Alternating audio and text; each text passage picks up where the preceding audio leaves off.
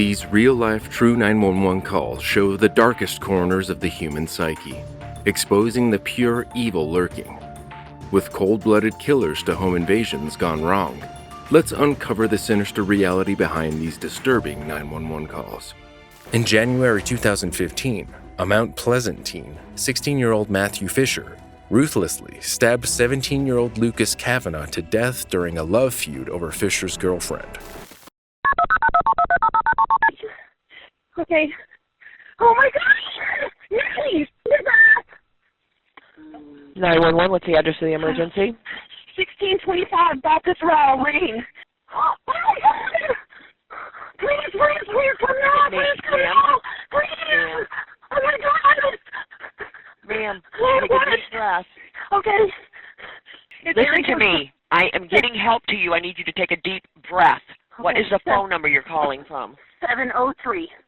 So the suspect that stabbed them is still on scene? Yes, he's somewhere. I don't know. He's in my house. He's my daughter's boyfriend. Lucas, baby. Lucas, please. Lucas, please. Lucas, oh God. Lucas, are you alive? Yes, you are. Just be easy, baby. Be easy. Please, let's make it. Oh my God. Is there any serious bleeding, Robin? Oh God, yes, it's everywhere. All right, ma'am, I'm sending the paramedics to help you now. Just stay on the Thank line, you. and I'll tell you exactly what to do next. Did you say that he has the knife still in him? No, I have the knife. All right. All right, listen carefully. I want you to lay a plan on his back, on the ground. Or yes, ma'am. You want me to lay him on his back? Yes. Is he breathing? No. He's taking deep breaths. Okay, so he's breathing. Yeah, he's breathing. Okay, I want you to place your hand on his forehead and your other hand under his neck and then tilt the head back. Put your ear next to his mouth. Oh, my God, I can't do this. I cannot do this. I can't do this. What do you want me to do? I can't put him on his back.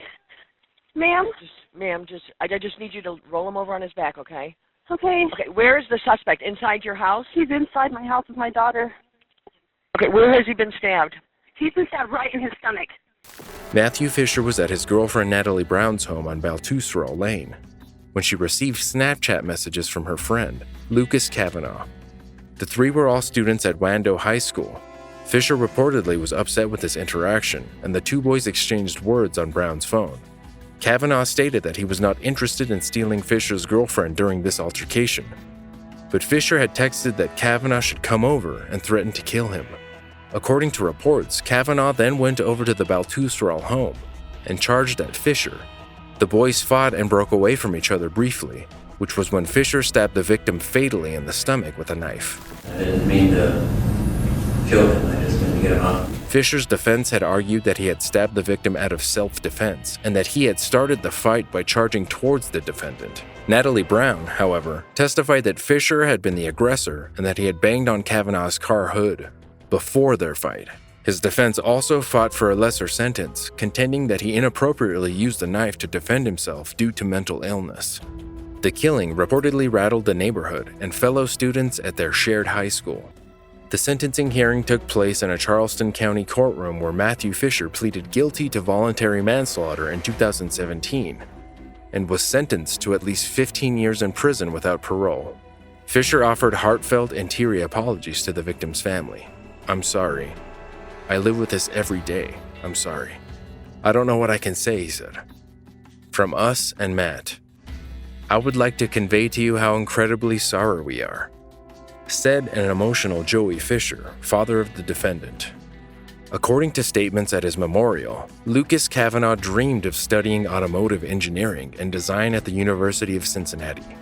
He had a passion for all kinds of animals and playing the guitar and restoring his '81 Corvette. His loving family will remember him as a free spirit and a kind friend to others.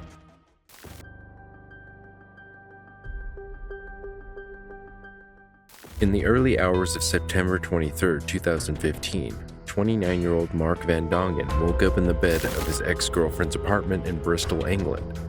His ex, 48-year-old Berlina Watson, was standing beside him with a glass of sulfuric acid in her hand.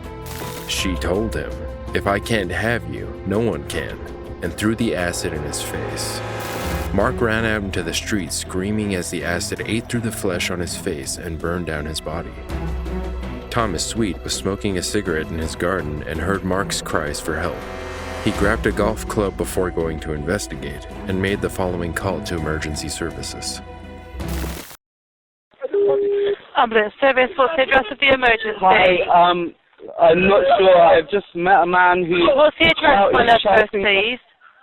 I am on Berkeley Road in Westbury Park. Berkeley Road in Westbury Park. Okay, and whereabouts on that road are you? Just outside, or...? The very bottom of the road. Basically, I heard a shouting in my garden. I came out and there's a gentleman shouting for help. Okay, so he's in Berkeley Road, Westbury Park. Yeah. Bottom of the road.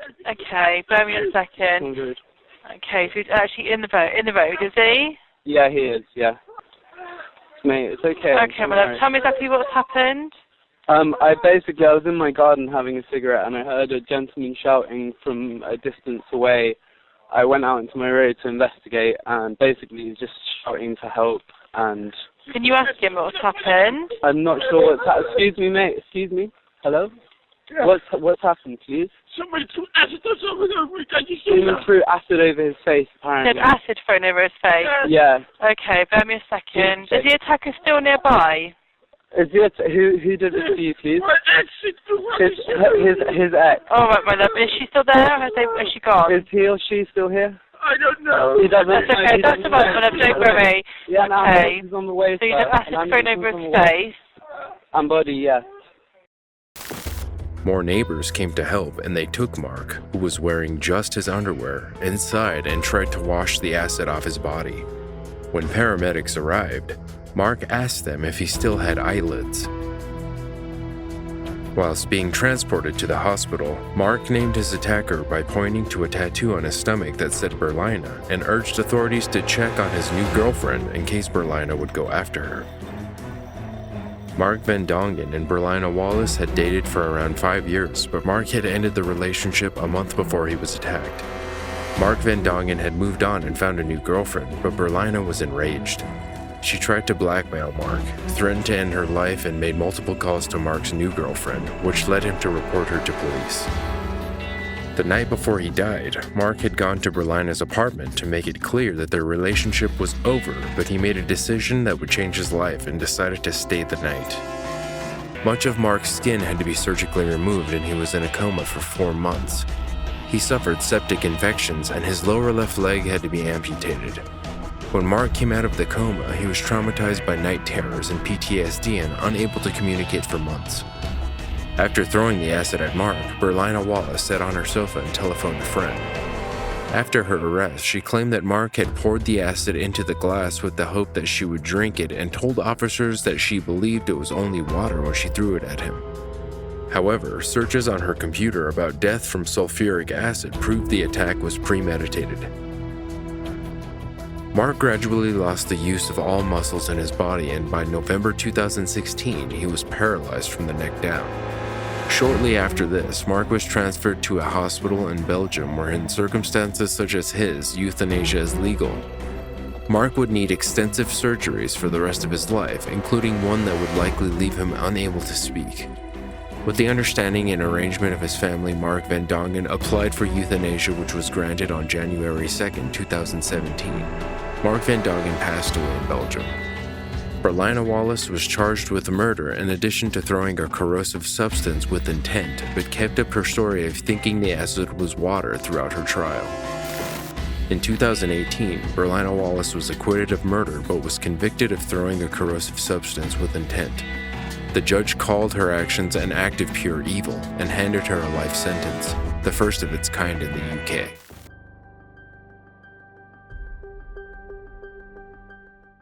In the early hours of July 24, 2021, COO George Taylor III awoke to the sound of 4 to 5 gunshots piercing the quiet of his suburban home in Wilmington, North Carolina. While he rushed to grab a gun and hide in an upstairs bathroom, a 21-year-old woman in his house had just been shot and struggled to call 911. New Hanover County 911. What's the address of the emergency? I need police in this moment. Okay, what's the address? It's 6708 Providence Road. Okay. All right, we're going to get some help to you. Just repeat that address one more time. 6708 Providence Road. Okay. What's the phone number you're calling from in case you get disconnected?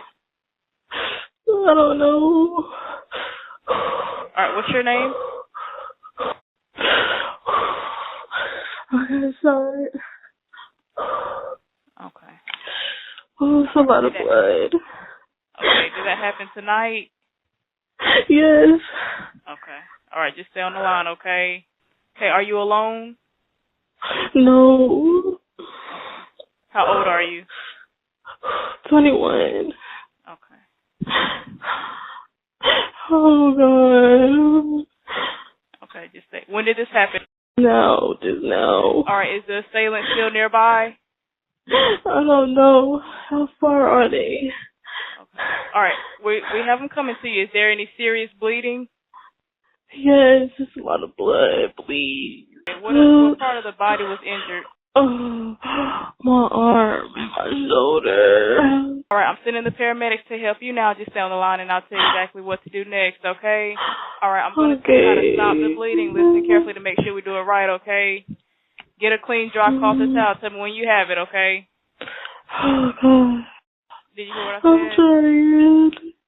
Okay, all right. I'm going to tell you how to stop the bleeding, okay? I need you to get that clean, dry cloth or towel. Tell me when you have it, okay?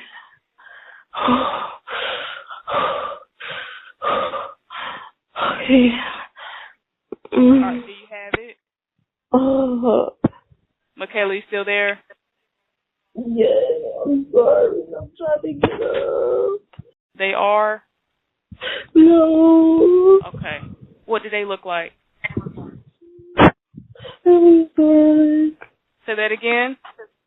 It was dark. I don't know. Okay. Where did it happen at? In the bedroom. All right, you have the dry cloth or towel? Yes. Okay, all right. Now place it right on the wound and press down firmly. Don't lift it up to look, okay? Okay. All right, without lifting the cloth, please tell me if the bleeding is under control now. Oh, yes.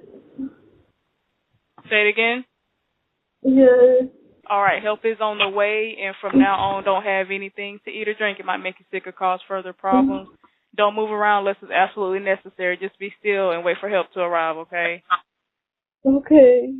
All right, okay, I'll stay on the line with you as long as I can. If anything changes, just let me know and tell me when the paramedics get there, okay? Police were dispatched at around 5:40 a.m. The unnamed caller was visiting a friend who lived with George Taylor III, the COO and the son of the CEO of True Colors Brewery. True Colors is a for-profit company that hires rival gang members in an effort to reduce gang-related crime in the area. The COO works closely with employees who are still active in the notorious Bloods, Crips, and Gangster Disciples gangs. Before this incident, Taylor III would allow some affiliated members to stay in his 5-bedroom home. 29-year-old Cordreese Tyson was a True Colors employee and validated Gangster Disciples 720 gang member. He was staying at Taylor's house when 3 intruders broke in. He was in bed when they opened fire and had no time to react. It was still dark, and the terrified woman couldn't see the shooters. Despite thinking she had been shot in the arm and shoulder, she had been shot in the chest and was severely injured. Her friend, 21-year-old Brianna Emily Williams, was also sleeping in the home and was shot dead at the scene. Ms. Williams had no connection to the brewery and was tragically in the wrong place at the wrong time. All right, I'm going to stay on the line with you until the officers get here, okay? They're coming as fast as they can. I can't feel my arm. Okay. All right, just keep that pressure on there, okay? Okay. All right, I'm going to stay on the phone with you until they get there, okay? Okay. Okay, can you tell me what was going on before this happened? We was asleep. Okay. Oh. Who was we? Me and Corey. Okay, who's Corey? Who's Corey? My friend. Okay, he was in the room also? Yes. Okay. And where are you at in the house? I'm upstairs in the bedroom. Okay. And is that where it happened? Yes. Okay. And is Corey still there? You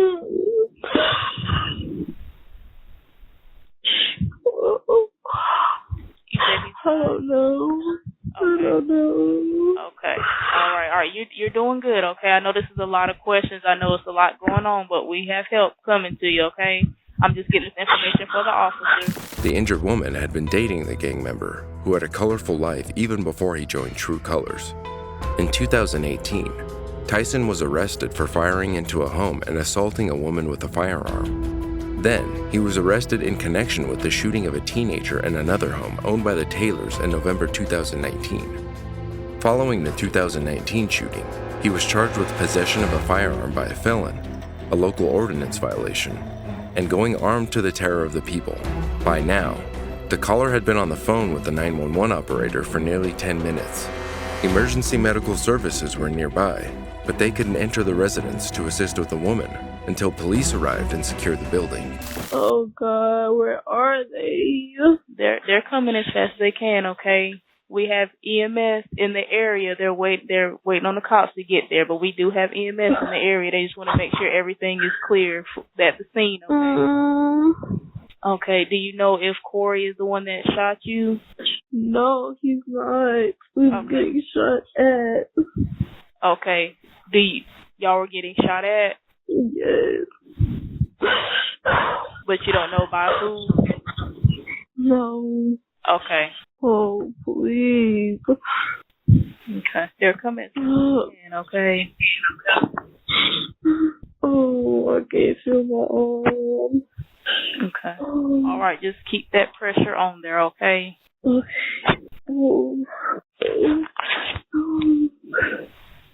Oh, God. I'm still here. Oh, God. Oh, I think they're here.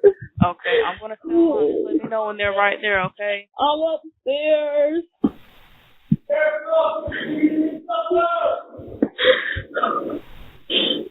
don't know if they can hear me. I'm upstairs. Oh, just say, hey. Okay. Okay. Wait.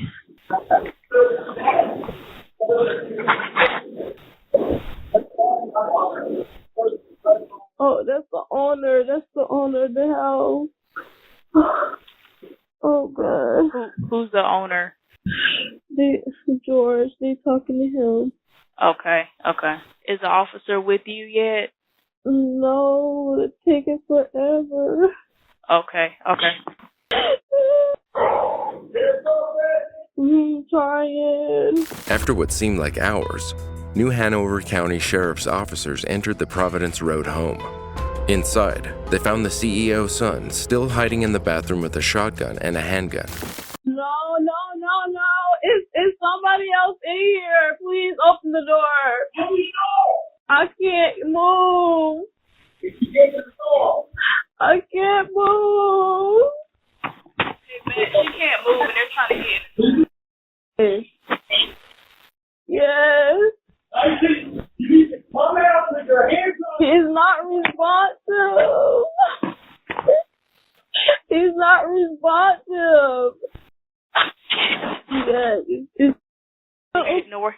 Should I open the door for them? Okay, let me make sure, okay? Okay. Okay, so you said the male is in there, but he's not responsive? No, he's yes. Can you ask him if I can open the door? Okay, alright, I'm gonna ask him, okay? Okay, yeah, you can open the door. I'm trying. Oh. No, it's just me. Hands up. Step out. Come out. Come on. Walk past. Yeah. Is there anybody else in the closet? All right. More than 15 minutes after she dialed 911, help finally got to her, and the victim was transported to New Hanover Regional Medical Center. George Taylor III was taken in for questioning, and his home, with 2 bodies lying inside, was marked off with yellow crime scene tape. The True Colors executive was later released, but his iPhone XS was seized as evidence.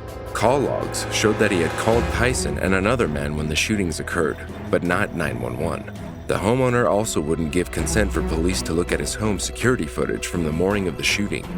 He told police he had recently asked Tyson to move out because of his erratic behavior. By noon the next day, True Colors COO was back on the streets with the company's street team, ensuring no further violence and retaliation for the killings. George Taylor Sr., the founder of True Colors, joined his son in the street team and later released a statement on Facebook. He said he didn't have the privilege of knowing Brianna, but knew Tyson, who he called Corey, very well. He said, Corey was a friend, a leader at True Colors, and a critical person in saving lives on our streets. Brianna's parents blame True Colors for the double murder and believe gang violence has increased since True Colors stepped in. Brianna's funeral was held at Union Baptist Church. Still, her mother knows she will never get over her daughter's death. Tyson's family was left feeling a similar pain, which was made worse when the victim's gravesite at Calvary Memorial Cemetery was set alight.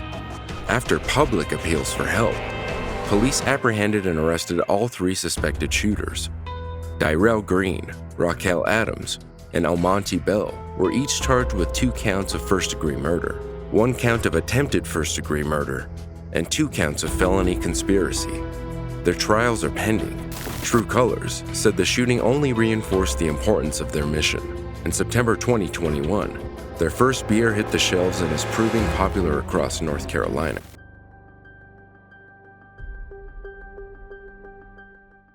On May 9, 2022, a nationwide manhunt ended when authorities caught up with corrections official Vicky White and the prisoner she had helped escape, Casey White. Moments before taking her own life, Vicky White made this 911 call. Some believe that their vehicle automatically placed the call on collision, but that is yet to be proven. 911.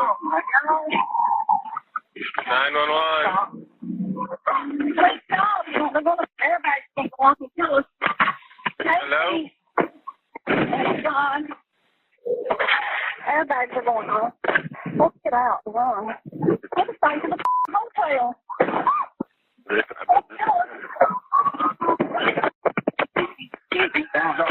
Hello?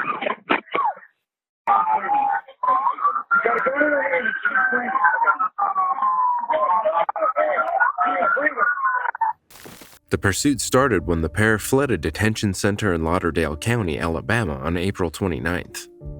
Although they have the same surname, they were not related to each other but were rumored to be in a romantic relationship. The timeline leading up to this starts in 2015 when Casey White went on a crime spree, including a home invasion, carjacking, and a police chase. A year later, he was indicted on 15 counts and later convicted on 7 of those counts in 2019. Among them were attempted murder and robbery. Casey was sentenced to serve 75 years in prison.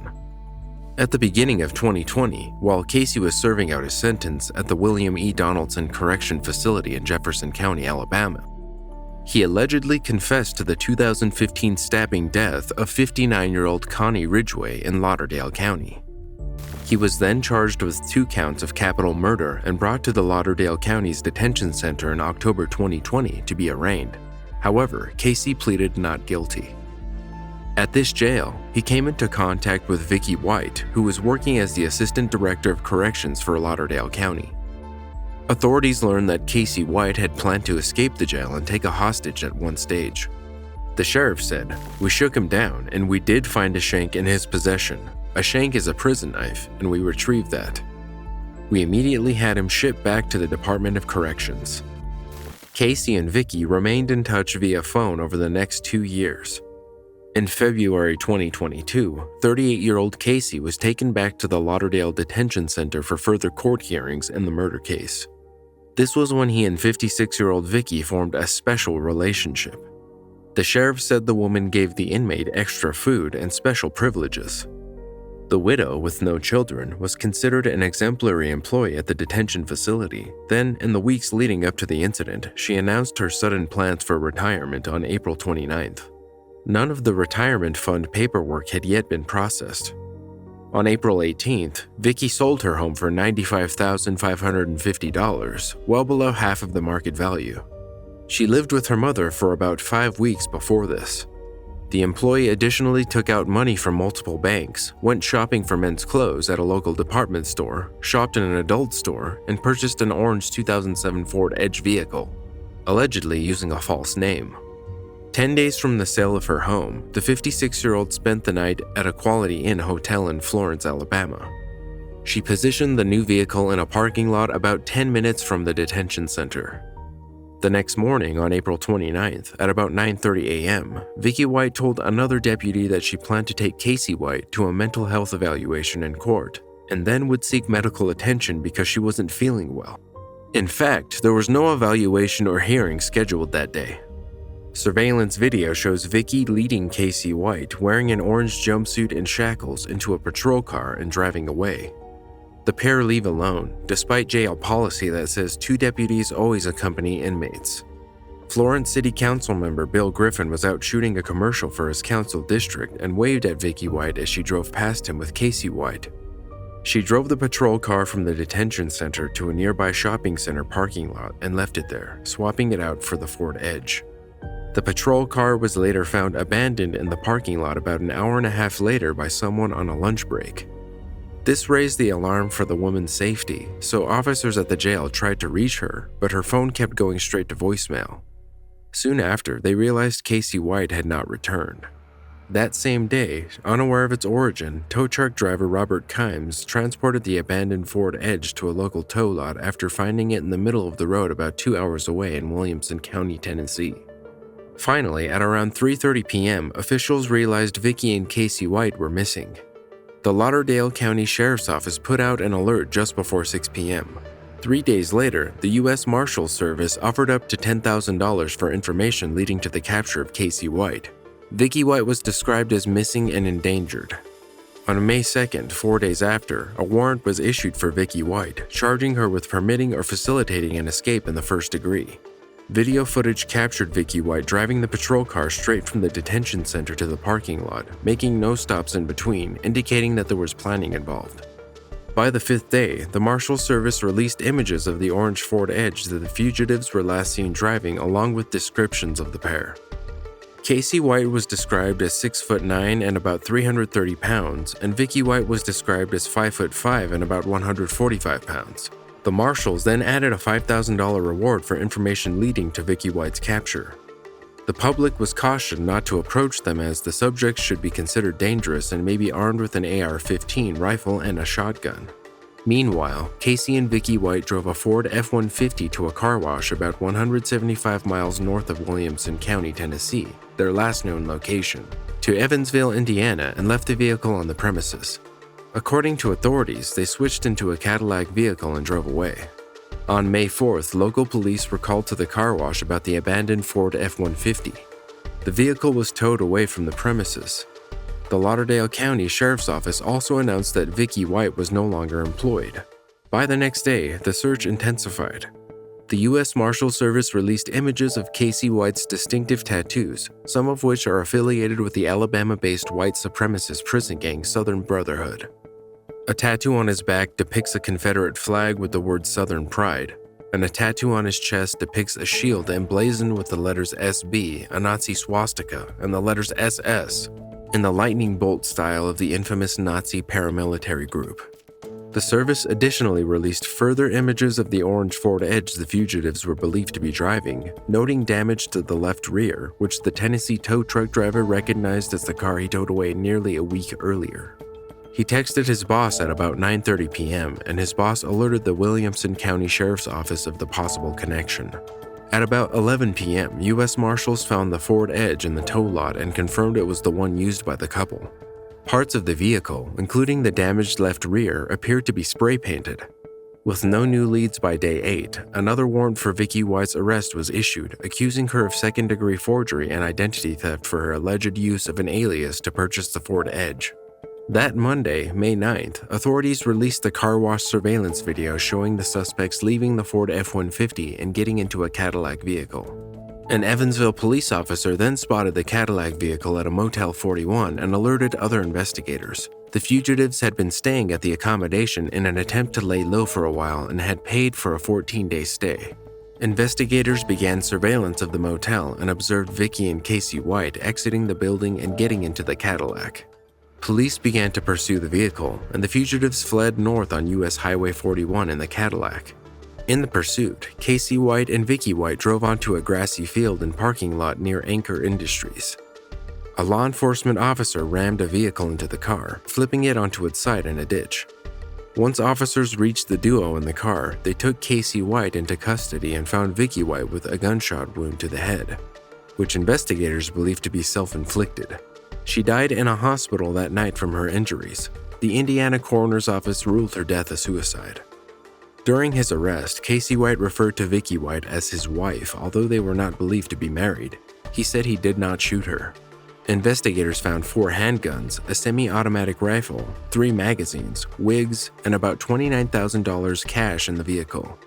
In a lengthy conversation with investigators, Casey White said they had planned to have a shootout with police. On May 10th, Casey White appeared in court virtually from the Vanderburgh County Jail and waived his extradition hearing, saying he wanted to go back to Alabama. He was taken back to the Lauderdale County Courthouse for an arraignment on an added charge of escape in the first degree. Immediately after the hearing, White exited the courthouse and glanced at the news cameras and the crowd of bystanders who had gathered but didn't say anything. White was then transferred to the William E. Donaldson Correctional Facility in Bessemer, Alabama, the same prison he had been staying at the start of 2022. On August 2, 2018, Seth Welch called his lawyer after finding his 10-month-old daughter dead in her crib. He then waited another 90 minutes before calling 911.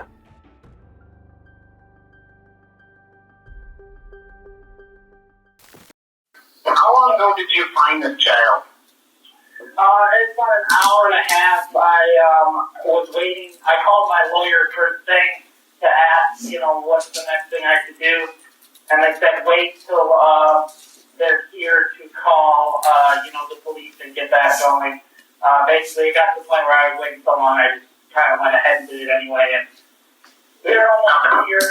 So I was waiting on legal counsel. So you found the child an hour and a half ago? Yeah. And called your lawyer first, correct? Yeah. Okay. So is there any other children in the home right now? Yeah. Because I didn't know if I was supposed to call the police or not. I had no idea what to do. Okay. We will send someone out. We're going to investigate. When was the last time you had contact with a child? Last night, yesterday afternoon, about 3 p.m. She goes to bed, and that was that. Okay, so you put her to bed yesterday at 3 p.m. Yeah, and then this morning at 10 something, we finally went in to check on her. He's like, okay, it's been way too long, so It's long all the time normally, so. So you're saying it is normal for your children to sleep from around 3 p.m. till 10 a.m.? Usually about 9:30, yeah. So.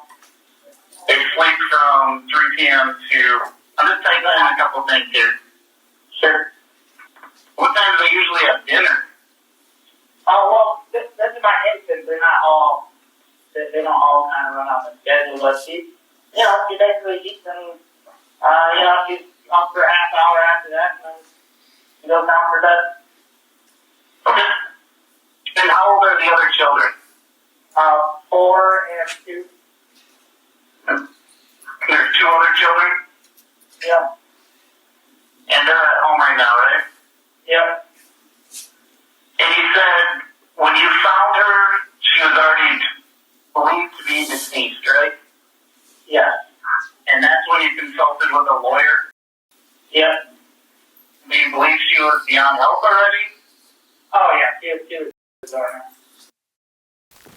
Seth Welch and his wife, Tatiana Fusari, have 2 other children, ages 2 and 4. When paramedics arrived at the Michigan home, Mary Welch weighed only 8 pounds. The little girl had starved to death.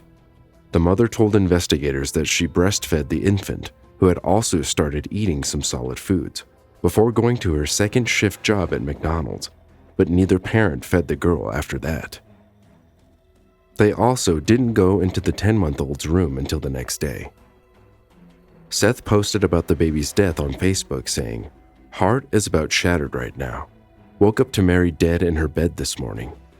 This evening had our children removed and placed on no contact because Tati and I are the worst parents ever. Thankfully, they are with Grandma and Grandpa. Just numb right now. And I'm really enjoying the loving embrace of an isolation cell from the cops and government who keep assuring me they are only here to help." Dr. David Start, the forensic pathologist who performed the autopsy, said the infant died of malnutrition associated with dehydration due to neglect of adult caregivers. The father's attorney, Leslie Kranenberg, questioned the testing performed and suggested that the child suffered from a metabolic disorder that kept her from absorbing nutrients. This was soon ruled out by Dr. Start, who said he found no metabolic diseases or parasites. In addition to malnutrition, the parents did not trust medical care providers. The victim and her 2-year-old brother had never been to a doctor's office. The father told an investigator that the baby was skinny but healthy. Despite showing no sense of urgency during the 911 call, the child's father was visibly upset when it was played in court. Kent County Sheriff's crime scene investigator, Dawn Tenbrink, said she saw food in the house but limited baby food, and the house was dirty with mice feces in drawers and throughout. Flies buzzed all over. The little girl's mattress was filthy and had what appeared to be mold on it. The garden was littered with religious signs, some saying it felt cult-like being there. By the time Mary died, her muscles were so weak she couldn't crawl or lift her head.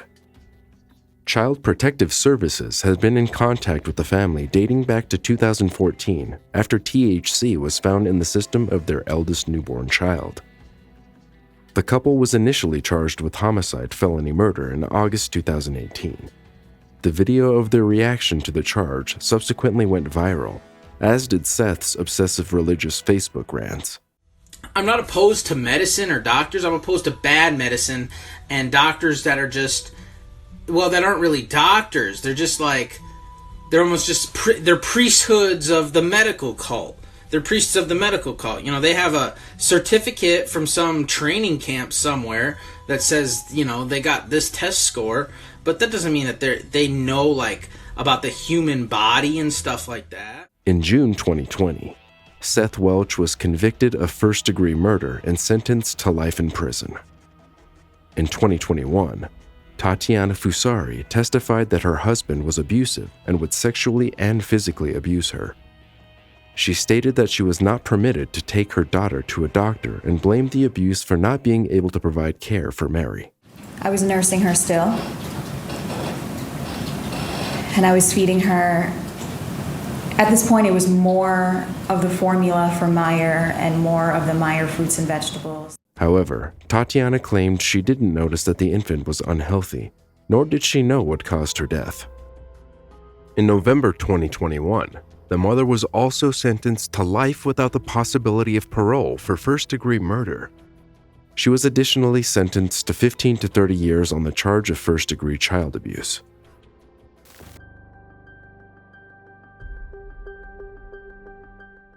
Trained to eliminate threats at any cost, on April 19, 2013, FBI agent Arthur Art Gonzalez reported that he had shot his 42-year-old estranged wife, Julie Serna Gonzalez. He claimed he acted in self-defense after she attacked him with a knife. 911, what city? Hey, can you get an ambulance and a cop, a deputy over to 59 what? She just attacked me with a knife and I had to shoot her. Okay. I need the... Please? Okay, I have help on the way. You said Street. Okay, stay on the line with me. Is she breathing? I don't know. Hang on a second. Are you okay? And that's Al Road? Hey, hurry. Okay, I can't. You're speaking too fast. ALB. Okay. Wait. Julie. Okay, are you in Massachusetts, Doniana? No, man.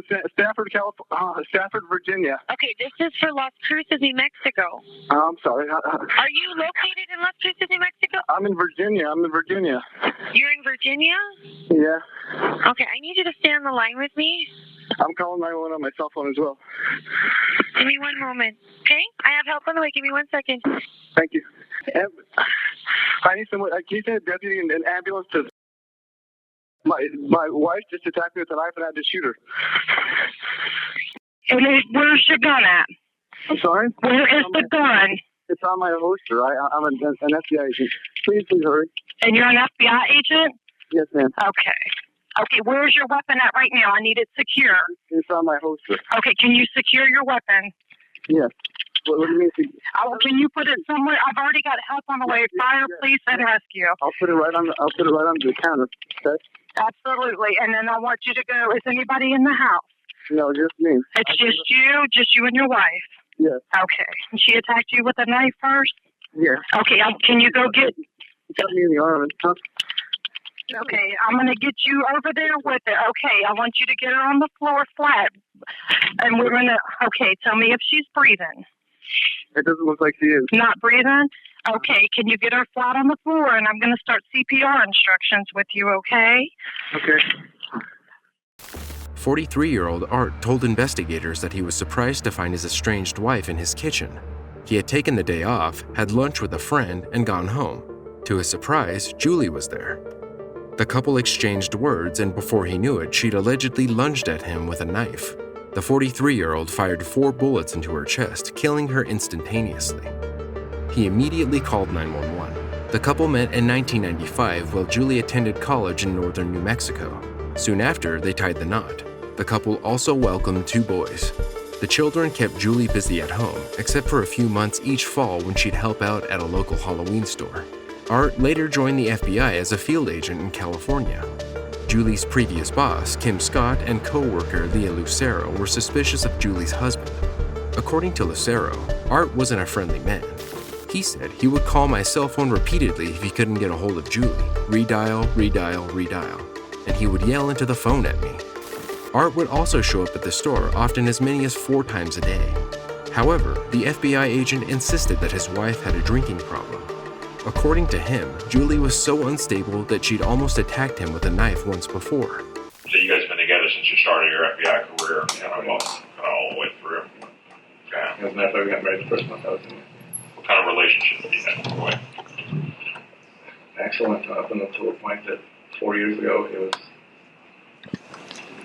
I don't know what happened to her. Something happened.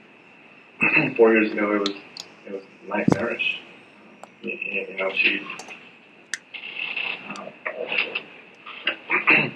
She started drinking. Okay. Wasn't taking care of the boys. Brought dope into the house. What kind of dope? Weed. I had to call deputies on her in Las Cruces for that. Was she violent out there? Yeah, well, to a certain degree, yeah. I mean, it never escalated to the point where it was more verbal. She got violent here. Julie was described by people who knew her as a wonderful woman who loved her kids, liked to smile, and kept physically fit.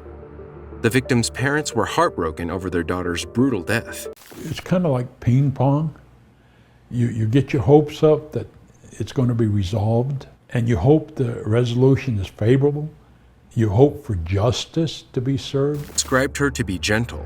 Her dad, Ray Cerna, said she would tackle anything in the world, and she'd be successful at it. She could do anything.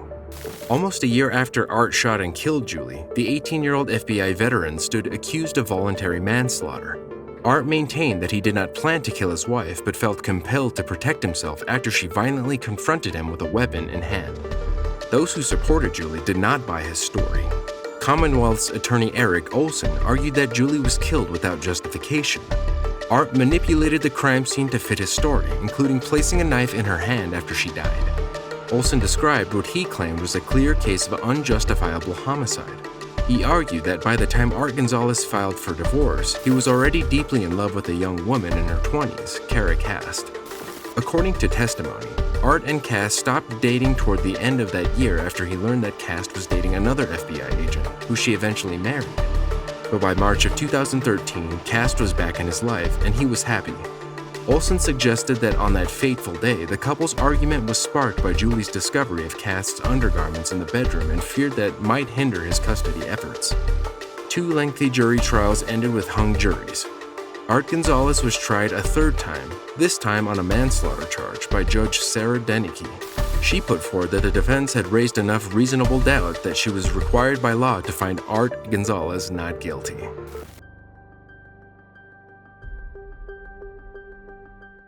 In April 2016, Marianne Zolso was found shot inside her home. Her daughter made the gruesome discovery shortly after midnight. 911, police, fire, medical. Medical and fire, please help someone is killed. What's the address? Please hurry. Okay, I'm going to put you through that medical. Don't disconnect. Okay, please send it off. Ma'am, stay on the line. Please help. Okay, stay on the line then. Please. Orange County Fire Rescue. Please send an officer to Franklin Street. I need an ambulance too. Somebody's help. Please hurry. Listen, West Franklin Street. Please. Okay, listen, I'm getting help on the way. You said someone shot. I just came in from being out with my friends and my back door's open in her room laying down. Please help me. Okay, our help is on the way. What is your first name? Please, the phone number. What's the phone number you're calling me from? Please help. They're still in the house.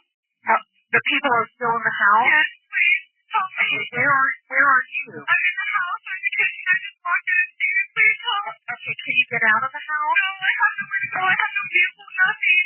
Okay, can you get out of the house? No, please help me. Okay, where are the people that shot her? I don't know. But please help. Help is on the way. Are you in the room with... No, I'm in the kitchen. In her bedroom in the back of the house. And where are the people who shot her? I don't know. I hear them.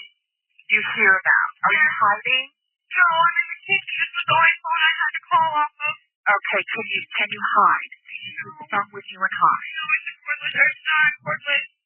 Okay. So you don't know how many people... Help is coming. I know. Help is coming, okay?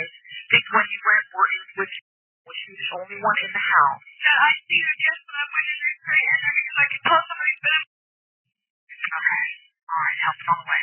Petey, are you on the line? Yes, we're on the line. Okay. All right, I'm going to stay on the phone with you. You can't go in the house and help.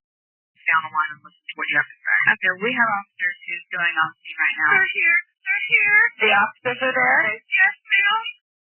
Okay. Do you see the officers? Are they there with you? Please. No, you need to talk to the officers. Okay. Are they there physically with you? Yes, they're about to walk up to the door. Okay. I want you to stay on the line with me until you make contact with them. Oh my God. I need to call.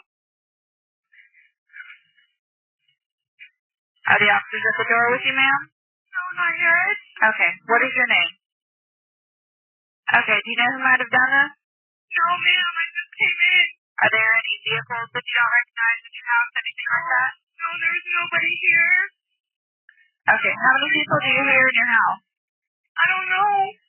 What do you hear? I don't know. I just want to talk to somebody, please. Okay. Do you hear people in your house? Yes. Okay. How many people? I don't know. I didn't look. Can you tell male, female? Can you tell the voices? I don't know. Please. I want to check them. No, don't. You just... Please, stop talking out. Okay. The officers are there. They're going to come meet with you. And they're going to be on the way. Why won't they come to the door? Well, they have to make sure they enough officers to approach. Oh my God, please somebody help me. Okay, they're coming, ma'am. They're coming. Oh my God. You can't, okay. You can't tell if it's male or female voices, how many voices you hear? No. No. No. Okay, just stay calm. Just stay calm. What time did you leave? Ma'am? Somebody help me! Please! Help is there. Help is there. Help me! Ma'am, they're there. Just stay calm. I'm going to go outside. Okay, come outside. Officers went to a home on West Franklin Street at 12:30 a.m. Saturday to investigate a report of an injured woman. According to a 911 call made by her daughter, the back door was open and Zolso shot in her bedroom. The daughter, whose name was not released, described finding a scene that appeared to be a home invasion. The 69-year-old was pronounced dead at the hospital. Ocoee Police Department spokesperson Lieutenant Mike Bryant said, "We know that there was no forced entry, so we are concluding or suspecting it was either somebody that she knew or it was a family member or someone she may have met and brought home to help out." Crime scene technicians wearing protective suits spent more than 12 hours searching the home for clues. However, it's unclear what the technicians found. Jenna Bell, a friend and neighbor of the victim, said, "That's really sad. It's scary. I can't believe it. I really couldn't believe it." Almost a week after Zolso was murdered, police released a new clue. A safe, standing at nearly 5 feet tall, was stolen in what investigators now confirm was a home invasion robbery. Authorities asked citizens to be on the lookout for the large safe, along with anyone using or looking for a tool to pry it open.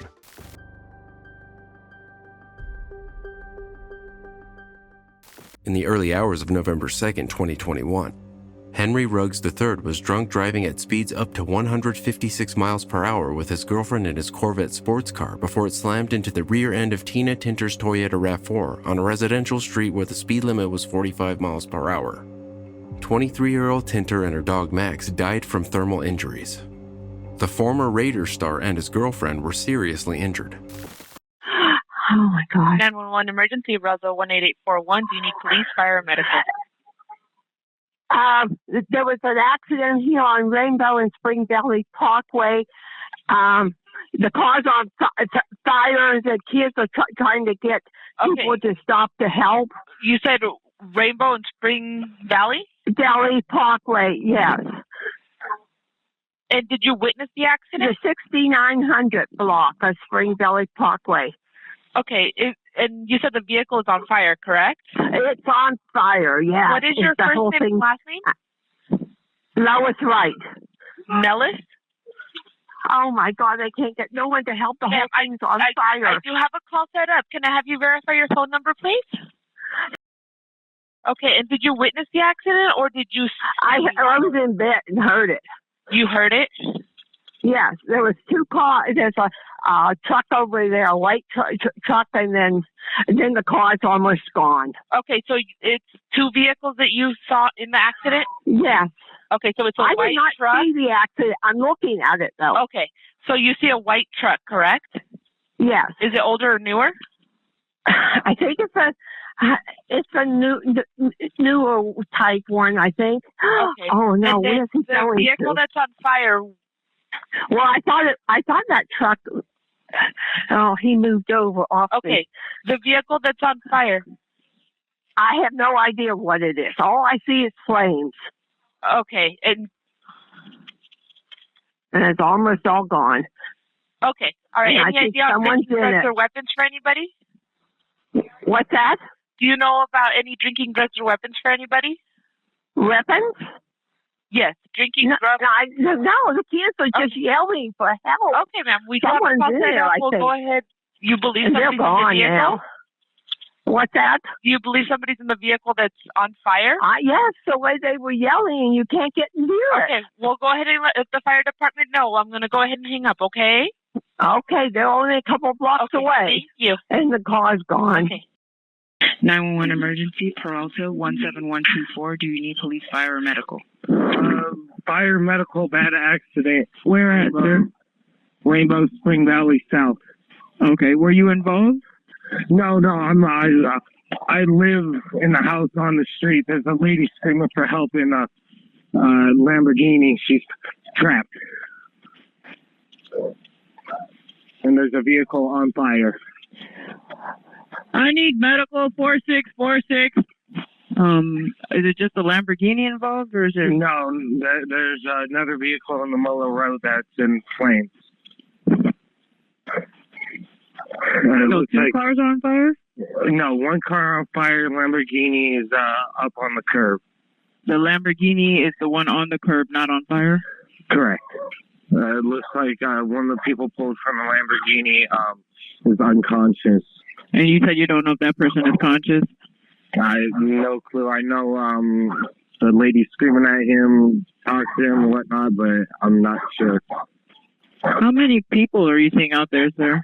So I'm seeing two from the Lamborghini. I'm going to say one from the SUV. He seems to be the one who's yelling and cursing. There's a couple other people walking around and one security guard. I want to say the Lamborghini was probably speeding. I mean, I heard loud revving, loud noises, and then a big collision. Okay. We got several officers on the way in the fire department as well. Okay. In the meantime, is there still a vehicle on fire, or has it been extinguished? No, it's still on fire and it's popping. It's what now? It's popping. Like popping? Stuff is exploding from it. Okay. Tinter, a Las Vegas resident, had hoped to become a computer programmer. She had worked for Target for about 2 years before recently taking an insurance company job. According to the Las Vegas Metropolitan Police Department, Ruggs was driving his 2020 Chevrolet Corvette and decreased his speed from 156 miles per hour to 127 miles per hour as he turned onto Rainbow Boulevard following the crash. Tina's Toyota RAV4 burst into flames after the collision and slid more than 570 feet before coming to a stop just blocks from her home. A bystander tried pulling out Tina from the burning Toyota, but could not because she was pinned inside the vehicle. A year before the fatal crash, Henry Ruggs' girlfriend, Rudy Washington, shared video on her YouTube channel of the Raiders star speeding in his new Chevrolet Corvette in Las Vegas. Washington begs Ruggs to slow down and take her home. See, he finna show me something.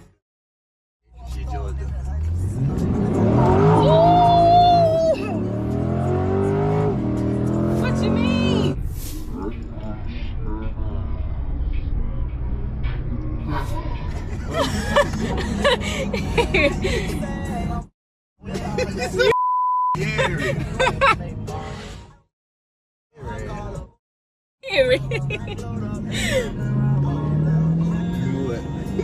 Say hey to my YouTube. Oh hell no!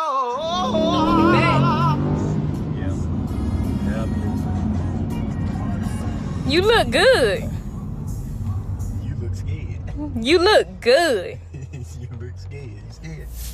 No, just don't do it no more. What you about to do?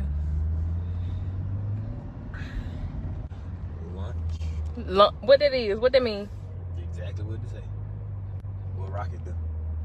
Take off. There you go. Hold on, do it.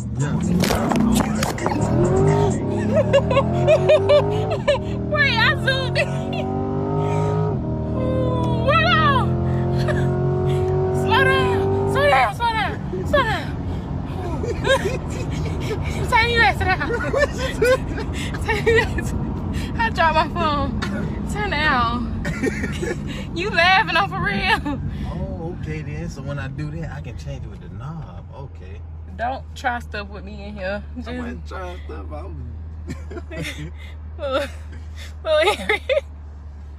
Take me back to the house. Take me back to the house. The Clark County Coroner's Office released the findings that other significant conditions contributing to her death included inhalation of products of combustion, fractures of the nasal bones, right side ribs, left forearm, and chest. Ruggs was caught on video sobbing in the street with his girlfriend, Kiara Kilgo Washington.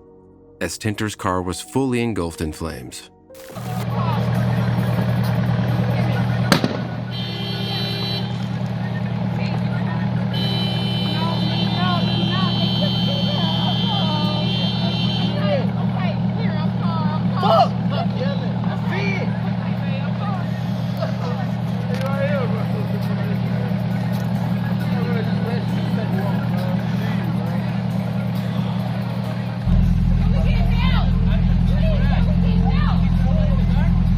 Yes. Yeah, there's somebody in the car. Can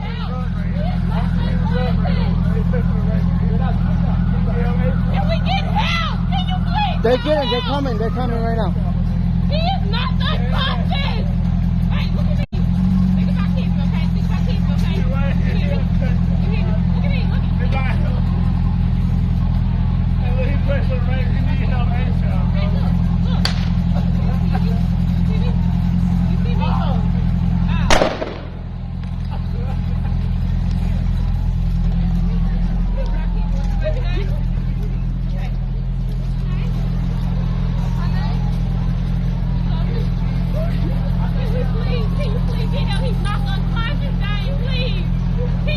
They're coming. They're coming. They're coming.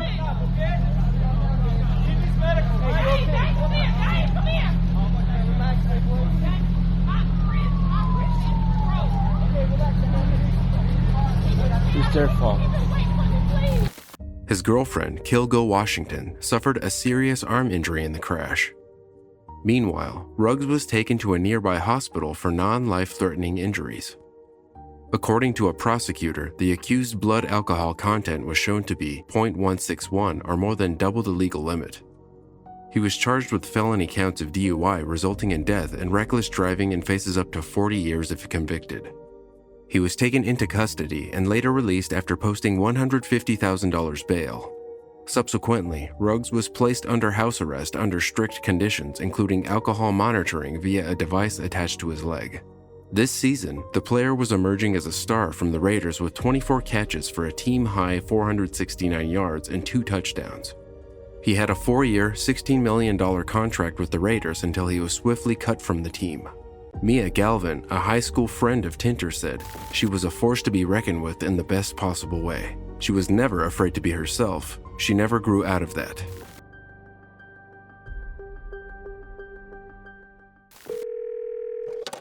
On January 17, 2022, a jogger was ambushed as he made his way down his usual route.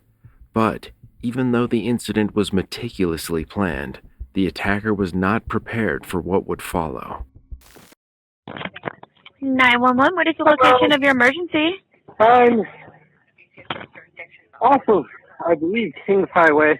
Okay, are you, it looks like you're at Batavia Avenue. Does that sound familiar? Actually, it does. Okay. The man just tried to assault me from behind, choke me out. Okay, so male tried to choke you from the back? Yes, I've got him detained on the ground right now. I need the cops to my location immediately. Okay, stay on the line with me, okay? I'm going to get them out there, okay? Please do. Absolutely. Please stay on the line with me, though, okay? Okay, do you know who this man is? Absolutely not. Okay, and you have him on the ground. Does he have any weapons on him? He tried to choke me out with what looks like a tie or a piece of rope. Okay, and he's not fighting with you now, though, correct? He's not fighting? Not right now, okay. no. I have him subdued with a grip on his throat and his hands. All right, so you have your hands around his throat? One hand around his throat, the other one on his hand. Okay. I already have 2 units that are being dispatched out to you, okay? I just want you to stay on the line with me until they get there, okay? Please do. Okay, absolutely. Can you give me a description of this male? Looks to be Caucasian, male, I'd say around 5'10". Okay. All right. And what is he wearing? If you could tell me. If you can't, that's okay. White jeans, Skechers or Converse, I'm not sure which.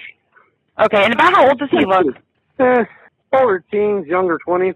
Absolutely. I have units that are coming as fast as possible to you. I'm just making sure you're at Batavia and Kings Highway. And you don't have any weapons on you, though, correct? No, I don't. Okay. Absolutely. Is he talking at all? He's breathing, though, correct, this male?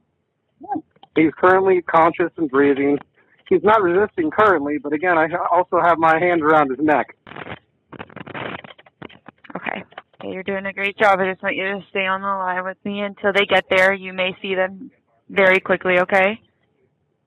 That's fine. Okay. And sir, do you need medical? Do you need medical? No, I'm fine. Okay. Okay. Absolutely. So you let me know when you see them coming, okay? I have you at Batavia and Kings Highway, and I see that you're plotting right there as well. I'm trying to get them out there as fast as they can, okay? All right. Thank you. You're absolutely welcome. And you said that you don't know this male. He just came up from behind you and just tried to choke you? Yes. Okay. Were you just walking? I was walking, getting ready to start my run. Okay. Absolutely. All right. You let me know when you see my deputies there, okay? I think they're pulling up. Hopefully. Okay. And are you currently on the sidewalk or in the road? On the grass on the side of the road. Okay. Not a problem. You made a very good decision. Okay. Do you see my deputies? I do not. Okay. Looks like they're coming on scene right They're now. down Kings Highway. Yeah, I'm seeing them on scene right now. It looks like they're pulling up. Ah, there you guys are. A little bit further. Next street over. Hi. Okay, you're with the deputies? I see them pulling up right now. Okay, not a problem. You let me know when you're actually with them, and then I'll disconnect with you, okay? Hi. You tried to choke me out from behind. You got him? Okay. All right. We can go ahead and disconnect, sir. Thank you very much. The victim used his martial arts training to free himself and subdue 18-year-old Logan Smith until law enforcement could arrive. Investigators say when the victim ran by, Smith came up behind the man and wrapped the waist belt around the jogger's neck. He yanked on the belt and began to choke the victim, who fought him off. Smith was arrested and booked into the Brevard County Jail on a felony count of attempted murder and held without bond. Following his arrest, the 18-year-old admitted he had premeditated his attack. He planned to incapacitate the jogger with the mallet and deodorant spray before strangulation. Smith said he wanted to play with the victim's body post-mortem. Approximately 6 weeks before the attack, he first noticed a jogger running past his home in Cocoa, Florida. Inspired by violent scenes from the movie Scream, Smith began contemplating a plan to kill the jogger, fulfilling his sexual fantasies by keeping the victim's body in his closet. That day, he prepared for the attack by spreading a bedsheet on the driveway of his home, arming himself with a rubber mallet, an aerosol can of Axe deodorant, and a belt. He then positioned himself behind a light pole across the street, awaiting the jogger's approach. His behavior was also noted to have changed following his father's fatal car accident 5 years prior. He wouldn't have been the kid that you invited to the cool parties. He wouldn't be the kid that had the cool shoes. Smith's family intended to seek legal representation and support for him. In October 2022, Logan Smith was found incompetent to stand trial based on an evaluation conducted in the month prior. The possibility of restoring his competency was noted, with the prosecution expressing their intent to continue monitoring the case closely.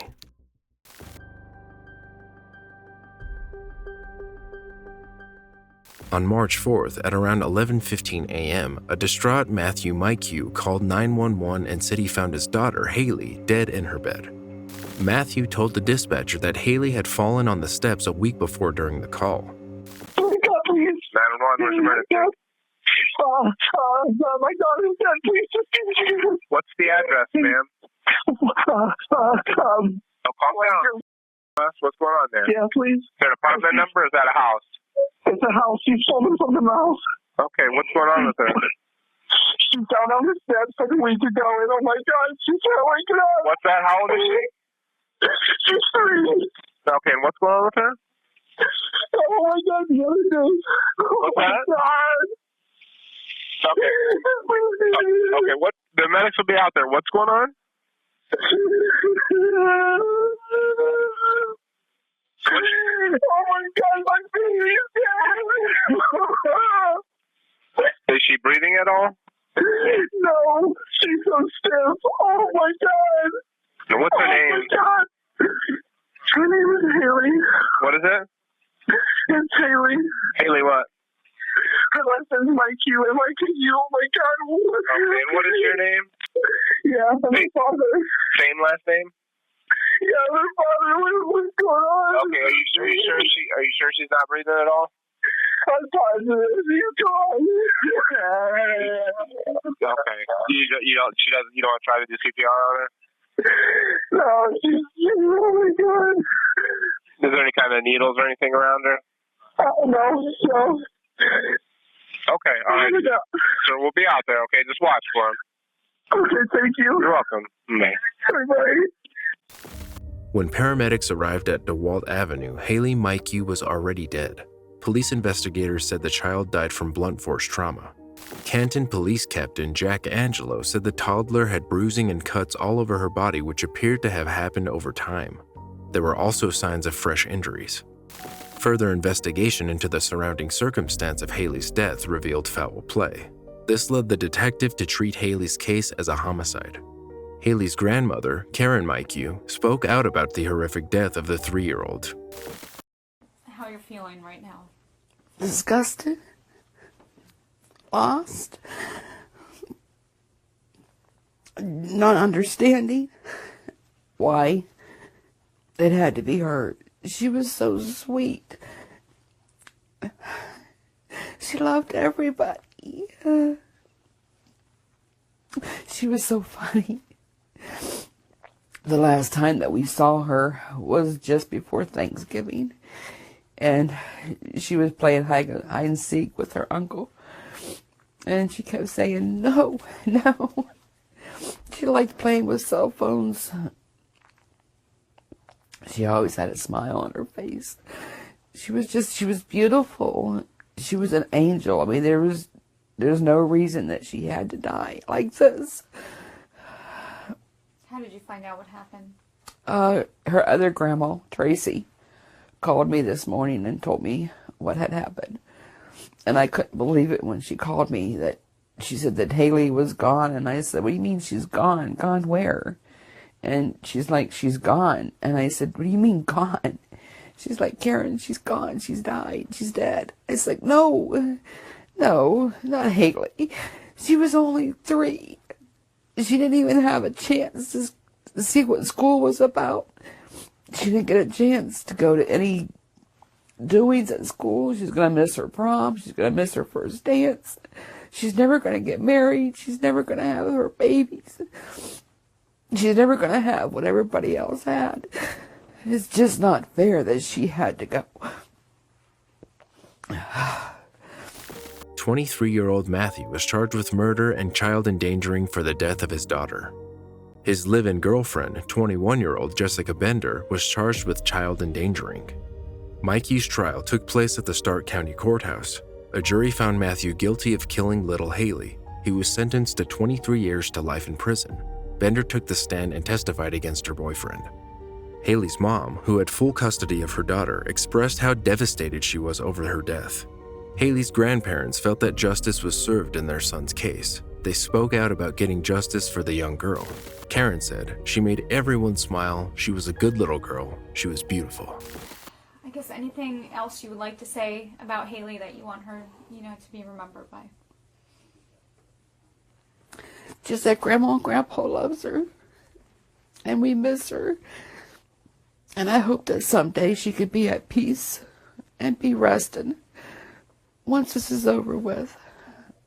And just keep smiling and flying high with the angels. The grandparents also started a GoFundMe page to help her pay for funeral expenses.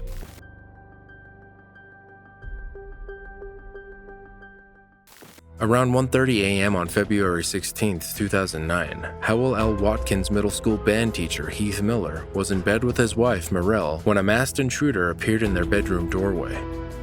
Heath Miller shouted, telling him to get out of his house.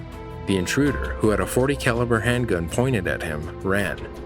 Heath followed, grabbing his rifle from the hall and instructed his wife to call the cops. 911 emergency.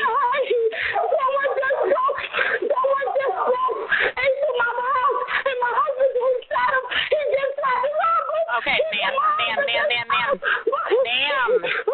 You need to calm down and give me the address. Ma'am? Hello, you've reached the voicemail. Unfortunately, I'm unable to answer your call right now. 911 emergency. Somebody just tried breaking into my husband.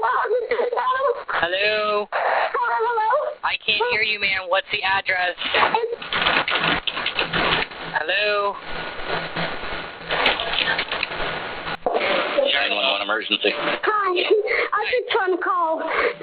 Someone just tried breaking into my house and my husband shot him. Hold on to me, man. Stay with me. Okay. What's your address? Yes, sir. Wellington, Florida. All right, do you have the shooting? Huh? Yeah, did he hit the person he shot at? Yes, he's laying in our living room floor. He's laying, is he in the house, ma'am? Is he in the house or out of the house? He's in the house, and my husband has the gun. Okay. Because he's moving. Someone storm EMS on this call. Yeah? Stay with me, man. Okay. He tried to rob and shoot us. Stay with me, ma'am. I'm down. Okay. And take a deep breath, okay? Okay. What's your name? And my husband's name is... Sorry? What's your first name? The last name...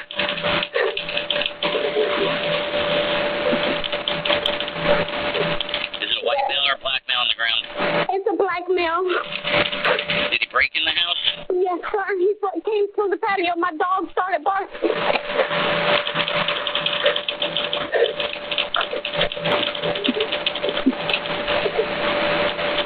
Where is he shot? I don't know. He said my husband just went to shoot and I don't know where he shot. All I know he's laying on the floor. Hey, calm down. Okay. He shot in the chest. Is he moving? No, sir. He's not moving.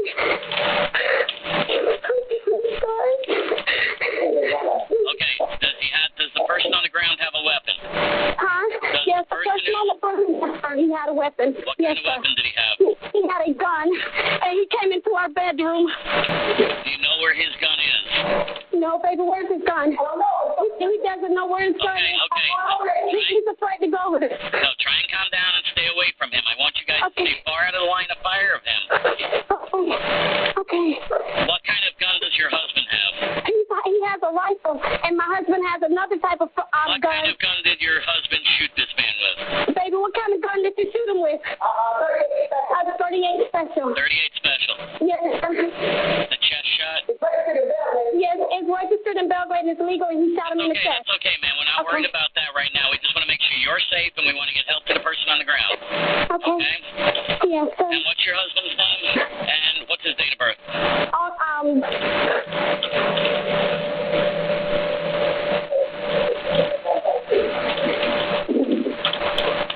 Okay, I need you guys to try and stay calm. I know it's a pretty tight situation here for you, but I need you to stay calm, okay?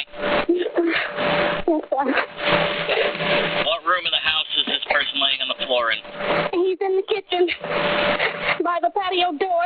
Is he moving at all yet, or does it look like... No, he's not moving at all. He's not moving at all? No, sir. Okay, can you get to the front of the house, to the front door, without having to pass him? Yes, sir. Okay, I want you to have your husband put the gun down and go to the front door. Open the front door with nothing in... Well, hold on 1 second. Don't do anything. The intruder was 22-year-old Robert Tomlin, who lived down the road from the Millers in Wellington, Florida. As he tried to escape the Millers' house, Tomlin fell in the kitchen. Heath Miller caught up with him and let off an accidental round. Morrell Miller reported hearing multiple shots and that the intruder was motionless by the kitchen patio doors. Robert Tomlin had been shot twice, once in the thigh and a fatal shot to his heart. Robert Tomlin had a history of arrests including battery on a pregnant woman in 2007 and battery and resisting arrest in 2006. The shooting was investigated for several months, but no charges were filed against Heath Miller, who was seen as a hero for defending his wife and home. However, Heath Miller was no hero. Just 2 months after the shooting, Heath Miller was arrested for sexually abusing female students in the middle school he taught in. Miller first denied all charges against him but pleaded guilty to 1 count of sexual battery of a minor and 3 counts of lewd and lascivious conduct after photographs of the girls he molested were found on his phone.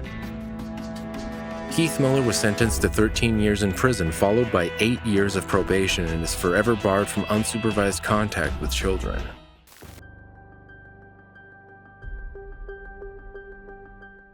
At about 4:15 p.m. on March 22, 2018, Wisconsin dairy farmer Don Sipple opened his door to a distressed young woman. She was covered in mud and had dried blood around her mouth. She said she had been assaulted, so the older men took her inside and called 911. County 911, what's the address of the emergency? This is Don Sipple calling, and I have a young lady that just came to my house, and somebody attacked her, and she needs a doctor. Her clothes are all torn, and What is the address you're located at? What? What is the address you are at?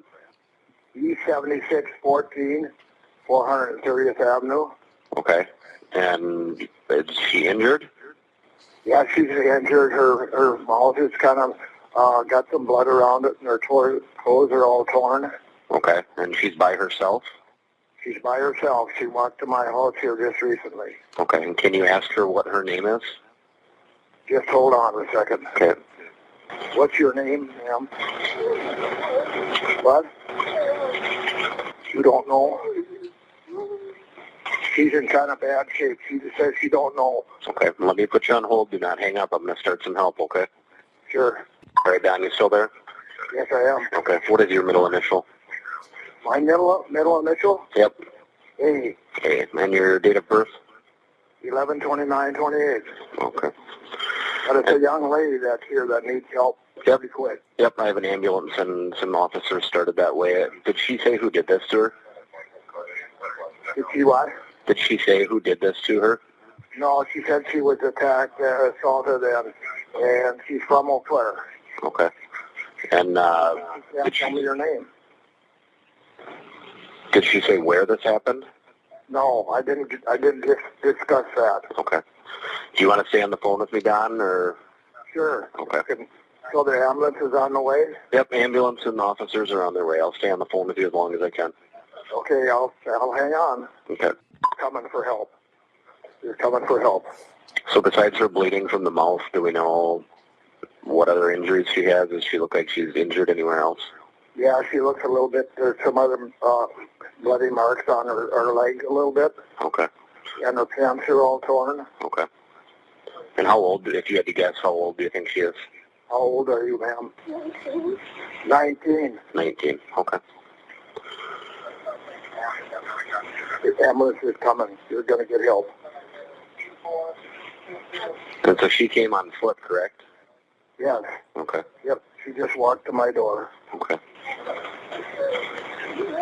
Can you ask her who did this to her? Or are you not? Repeat that, please. Can you ask her who did this to her? Oh, just a second. Do you have any idea who did this to you?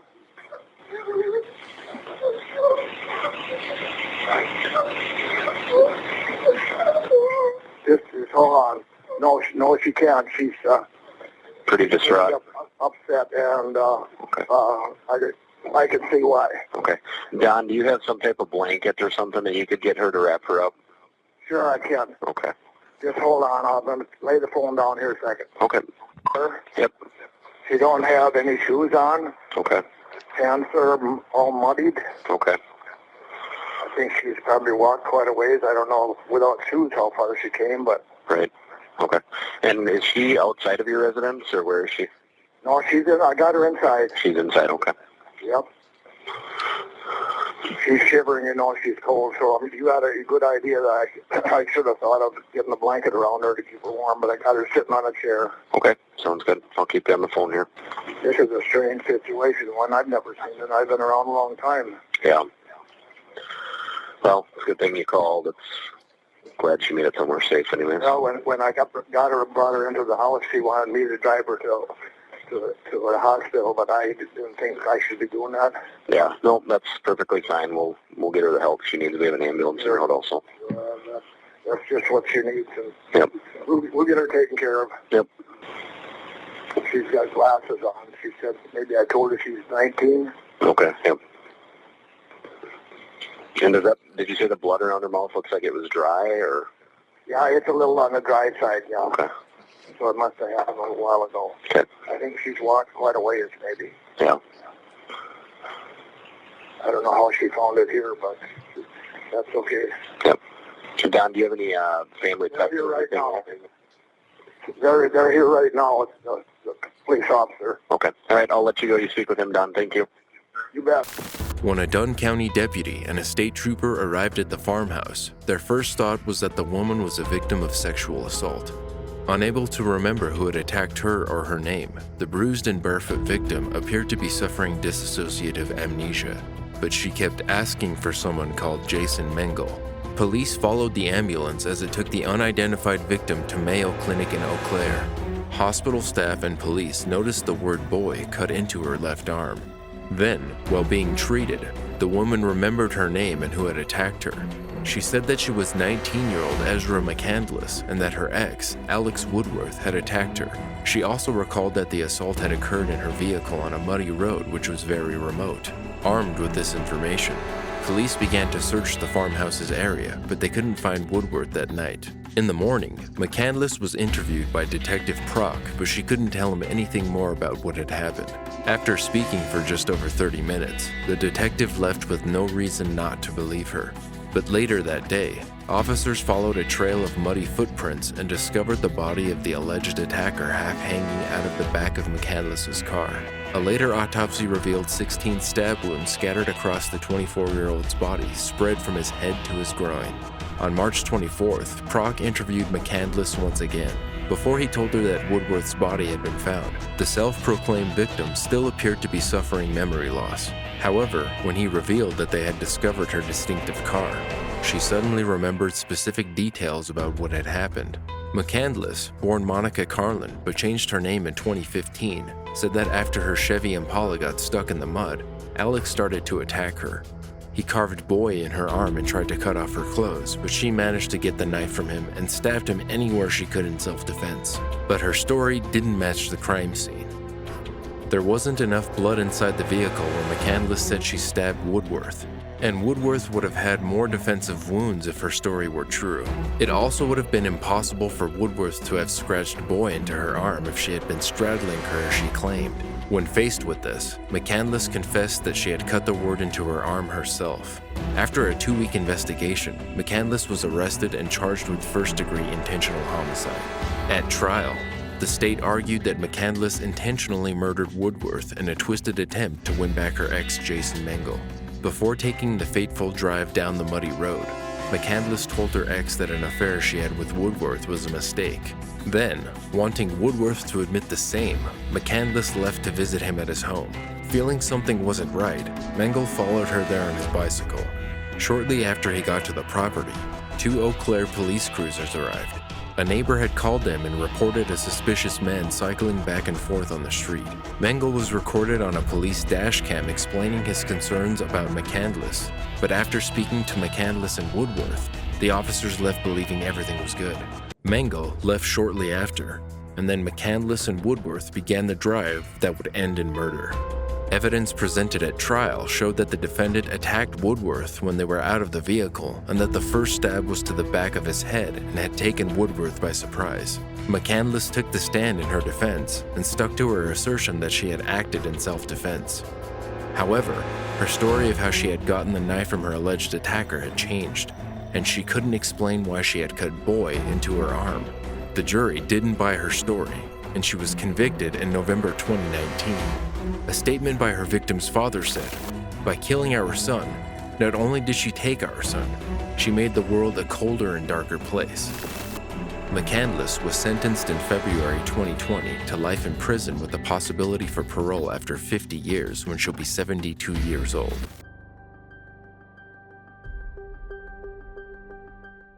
Chase Lovell of Galesburg was arrested and charged with arson after starting a fire in December 2020. Days later, the 29-year-old was found dead by suicide in Kalamazoo County Jail. Hello, where are you? I'm in jail. Where? In Kalamazoo. Kalamazoo In where? County. Hi. Huh? Why? Why? Because they think I set the facility on fire. You what? They think I set the facility on fire. How? there was a fire, and they blamed me because it started in my room. And now I'm being charged with arson. Oh my God. And I can get a life sentence for it. Oh my God, Chase. How would you? Why would it have started in your? I don't know what happened. You don't know what happened? No, I woke up and there was smoke in there, and then I got out, and they think I started it on purpose. Oh my God. I mean, what evidence would they have? None, but I already was arraigned today, and the bail is not cheap. I want to make sure you're okay, Chase. I'm not okay, but... Well, what are they doing about your meds? They're giving me some. Wow. I'm sorry, Chase. You don't think there's any way you could have done anything, right? Right. I don't know how you can start the fire if you don't have a lighter. I know, right? I don't know what's going on. Where did it start at? It don't matter. I don't know. Were you sleeping? Yeah, I was sleeping. I woke up and the ceiling was smoking. That's all I know. I love you. I love you too, Chase. We'll figure something out here. Okay. $10,000 to get you out. Yeah. You were in there to get help. So I don't understand why you're not getting help. I don't understand what is happening. I'm in jail. What do you mean? I know. I understand you're in jail. You were supposed to be in the hospital, so I'm confused about how you went from the hospital to jail and how a fire could have started in your room. The fire started. So, what's going on? Nothing. I'm just sitting here. Yeah. Well, you're safe right now. Are they giving you the medicine you need? Yeah, kind of. Yeah. Still hearing voices. I was just looking into just putting some money in there for you so you can have some money there. I just want you to be safe and know that we love you, and I want you to get the help that you need. And I don't know what happened. You don't need to tell me. I'm just waiting for the report. I'm really concerned about you, and I want you to get better, okay? The voices are just bad, that's all. I know. And so, I mean, when you talk to your attorney, have you talked to the public defender? No, it won't be for a few days. All right. There are a lot of things that have happened to you in this past year, and you need to you're in a safe environment, even though it sucks, Chase. No matter what, whether you're in the hospital or whether you're there, you're safe. And we love you. And we want you to get better. Lovell was charged with first-degree arson after starting a fire in Ascension Borges Hospital on December 15th. The fire was extinguished quickly and no one was harmed, but his bond was set at $100,000 on December 16th, and the following day, he killed himself in his cell. According to the deceased's mother, Shannon Willihan, her son was admitted to the hospital on December 11th because he had told her that he had heard voices and wanted to kill himself. She told reporters that Lovell had been diagnosed with bipolar disorder 4 years prior and was also believed to be suffering from schizoaffective disorder as well. She was furious at the fact that during the 2 days that her son had been taken from the behavioral unit at the hospital to the emergency room and then to jail, no one had contacted her to inform her of her son's whereabouts, and the first time she spoke with him was several hours after his arraignment on December 16th. She stated that she knew he was 29 and not a child, but that she was listed as his emergency contact and nobody bothered to contact her. He wanted to kill himself, and they took him to jail and gave him the tools to do so.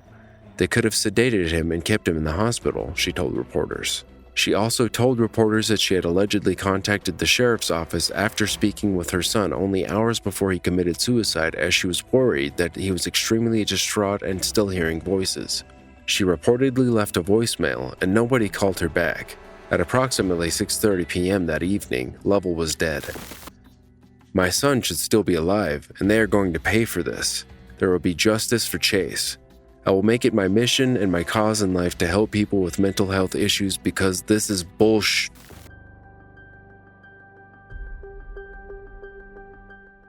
Kent police officer Sarah Berkeley called 911 to report that she had just shot and killed her ex-boyfriend after breaking into her house.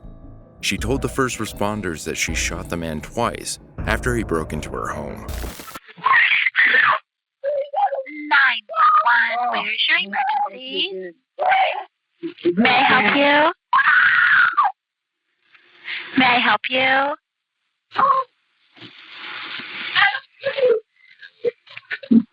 Ma'am?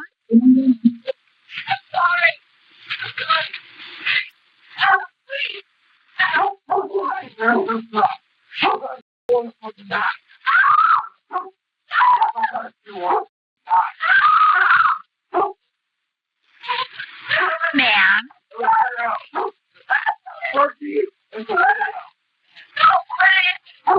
Ma'am? Ma'am?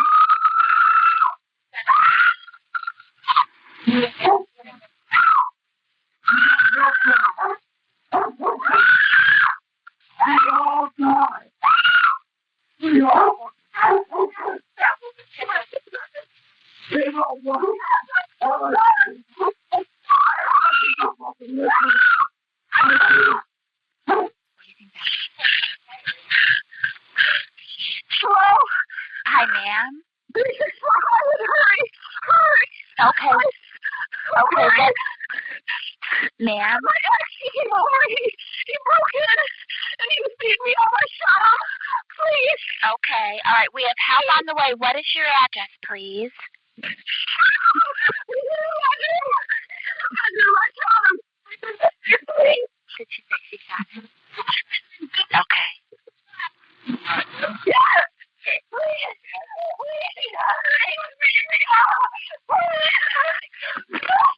Ma'am?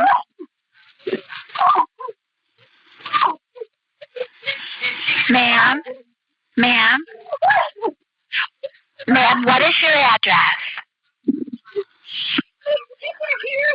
Ma'am? 364 Highway, they're here. Oh, are the officers there? Yeah. Okay, 364 Highwood, and you said the officers are there?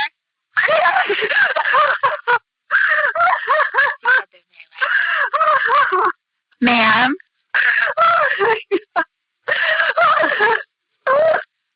Oh my God. I can't breathe. Ma'am, are you talking to the officers? No, we're not downstairs.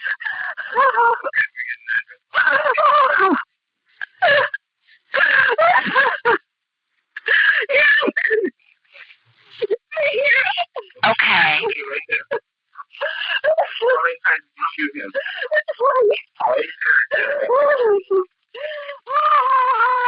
Calm down for me, okay? Just calm down.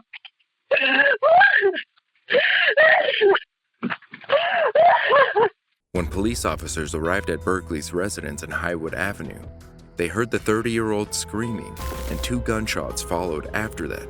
According to the police, Berkeley's ex-boyfriend, Adam Jovicic, broke into her home overnight and started attacking her. Berkeley and 29-year-old Jovicic met while at Stowe High School. They began dating 2 years ago after they bumped into each other at the natatorium in Cuyahoga Falls. Berkeley found out that Jovicic was living with another woman, whom he eventually married. She ended the relationship after that revelation, but they stayed in contact while broken up. Berkeley told investigators that she spoke with Jovicic to support him while he battled alcoholism and other times when he threatened to harm or kill himself. Jovicic had a history of domestic violence in previous relationships. Back in 2013, Jovicic also punched his then-girlfriend, breaking her nose. He was found guilty of disorderly conduct. He was sentenced to time served and ordered to pay a $100 fine and was also ordered to take anger management classes. Records say the night before the shooting, Jovicic and his wife went to dinner at the Burntwood Tavern, followed by a night of drinking at the Cashmere Cricket and Christie's Bar in Cuyahoga Falls. According to his wife, Jovicic was very intoxicated when they left Christie's. They went back home and he passed out on the bedroom floor. At some point during the night, Jovicic woke up and left. He bought a 6-pack of beer and then drove to Berkeley's home. He repeatedly knocked on her front door until he shattered the lower part of the glass screen door. The disturbance woke the woman up. When she unlocked the door, Jovicic rammed the door open, knocking Berkeley to the ground. During the fight, he punched, kicked, choked her, and ripped several clumps of her hair out of her head. Berkeley's dog intervened and distracted Jovicic long enough for the victim to break away from the fight and run upstairs. When she got upstairs, she grabbed her police-issued gun from its holster and fired 2 shots at the suspect. He started to turn the muzzle, and it was turning towards me. And I thought, oh my God, he's gonna kill me with my own gun.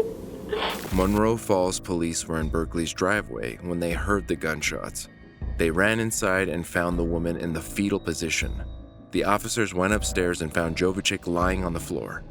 An ambulance took him to Akron City Hospital, where he died. The Summit County medical examiner found Jovicic died from 2 gunshot wounds to the abdomen.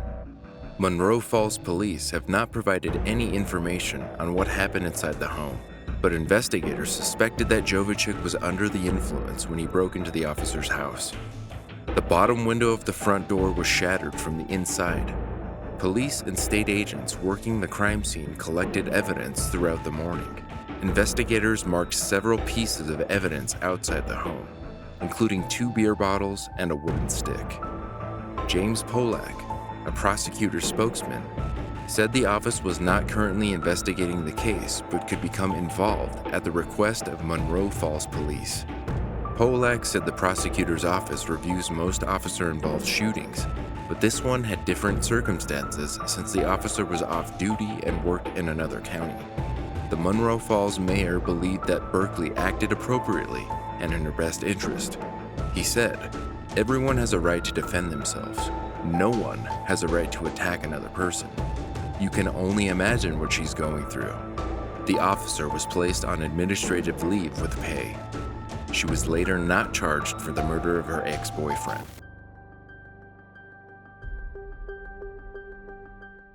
Sarah Nicole Morales reportedly fled the scene of a hit-and-run accident and was fatally shot after pointing a gun at the motorcyclist she had allegedly knocked over in November 2021 in Orange City, Florida. 911, where's your emergency? Hello? Oh, yeah, there's a lady in a blue Kia Mustang. She just his eyes on the light. Her license plate is. Hey, don't worry, I just got caught. Yeah, no, you're Where are you? Where are you? West Boston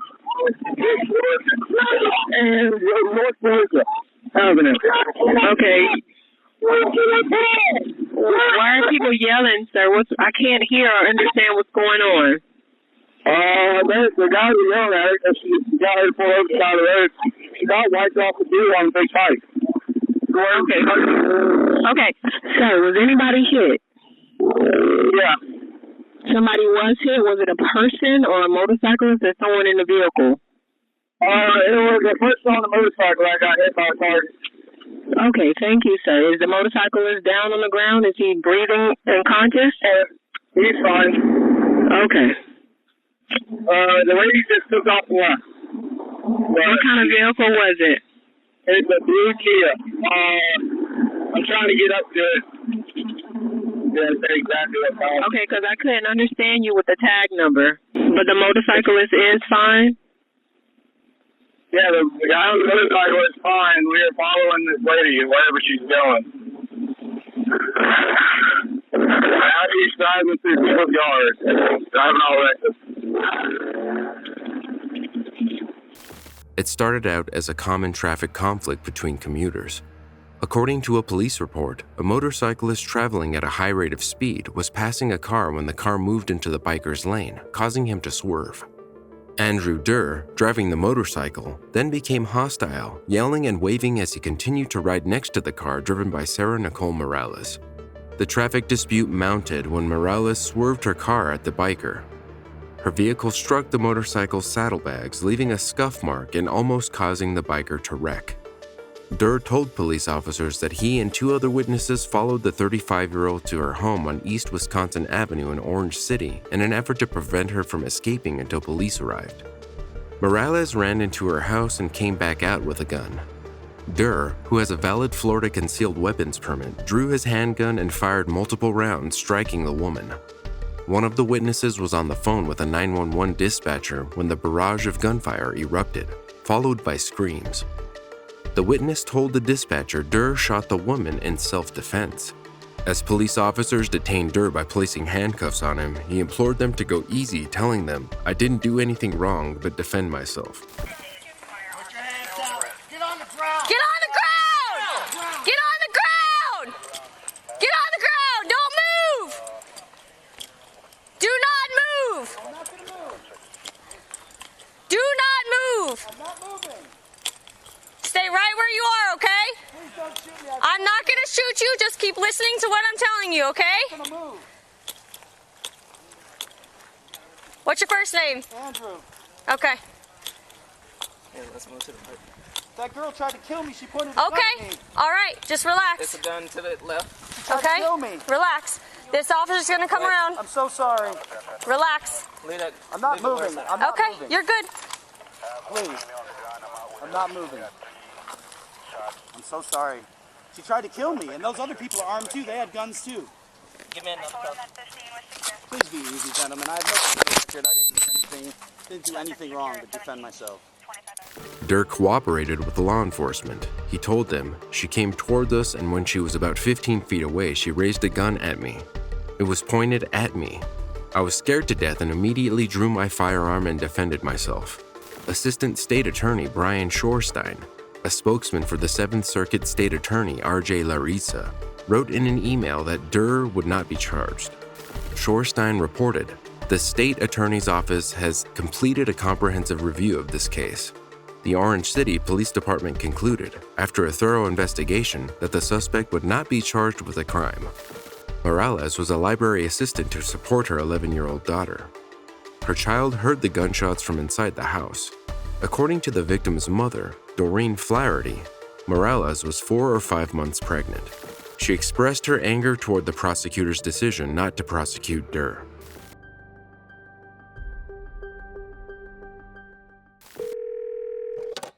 When somebody asks for help, really help them, okay? Because y'all didn't help me. A desperate father called 911, but then he made a chilling confession. Durham 911, where's your emergency? I don't know. You gotta use the GPS tracker. I just killed both of my daughters. Alright? Okay, what's your... You gotta use the tracker. CPS was trying to take my kids away from me. All I did was try to go get help because I was dealing with some things. Okay? Okay, are you in a mall right now? I was dealing with some sexual desires that I was trying to go get help with.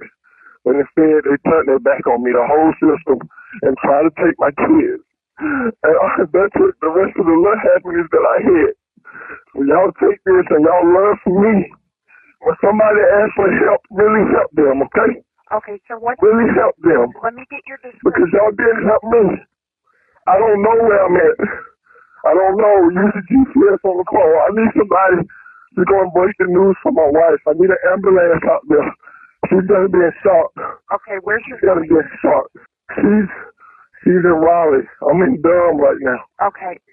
Your wife's in Raleigh? Yes. What's your wife's phone number? I don't know it right now. I just need the police. Okay. I need the police. Let me get your description, okay? What do you look like? Are you white, black, Hispanic? I'm black. I'm a light-skinned black guy. I'm kind of slim built. Okay. And what are you wearing? I'm wearing a blue shirt and khaki pants. Please send an ambulance. My daughter is in a lake drowning. Both of my young daughters, 5 and 3 years old. What lake? What lake? I don't know. It's over here behind a Harvest Teeter and a Roses off of Highway 54. You said behind the Harris Teeter and Lowe's? Yes. In September 2015, police were dispatched to the Raleigh home of 29-year-old Ellen Pysheen Eugene Lassiter shortly after 9 p.m. Meanwhile, an off-duty Durham County Sheriff's deputy pulled 2 girls. a 3-year-old and a 5-year-old, from the lake. Once they arrived, the responding officers performed CPR on the children until emergency services got there. Lassiter's 7-year-old son escaped and ran to a nearby business for help. The 2 girls were hospitalized, but sadly, the 3-year-old girl later died. A neighbor said the news of the incident was shocking and that the apartment complex is usually quiet. In 2019, the accused defense attorney tried to plead insanity, but the jury found Lassiter guilty of first-degree murder and the 3-year-old's death and 2 counts of attempted first-degree murder. He was sentenced to life in prison with no parole options and an additional sentence of up to 15 years for attempted murder. Lassiter didn't show much emotion during the hearing, including when the verdict was read or when he learned he would spend the rest of his life in prison. The jury foreperson said jurors never wavered in their decision. The act was disturbing on every level.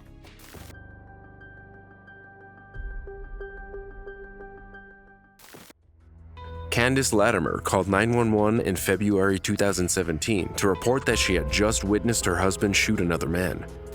At the time, there was already a warrant out for his arrest after Latimer laid charges of domestic violence the day before. The 39-year-old made the call from a nearby Taco Bell because the accused had her phone.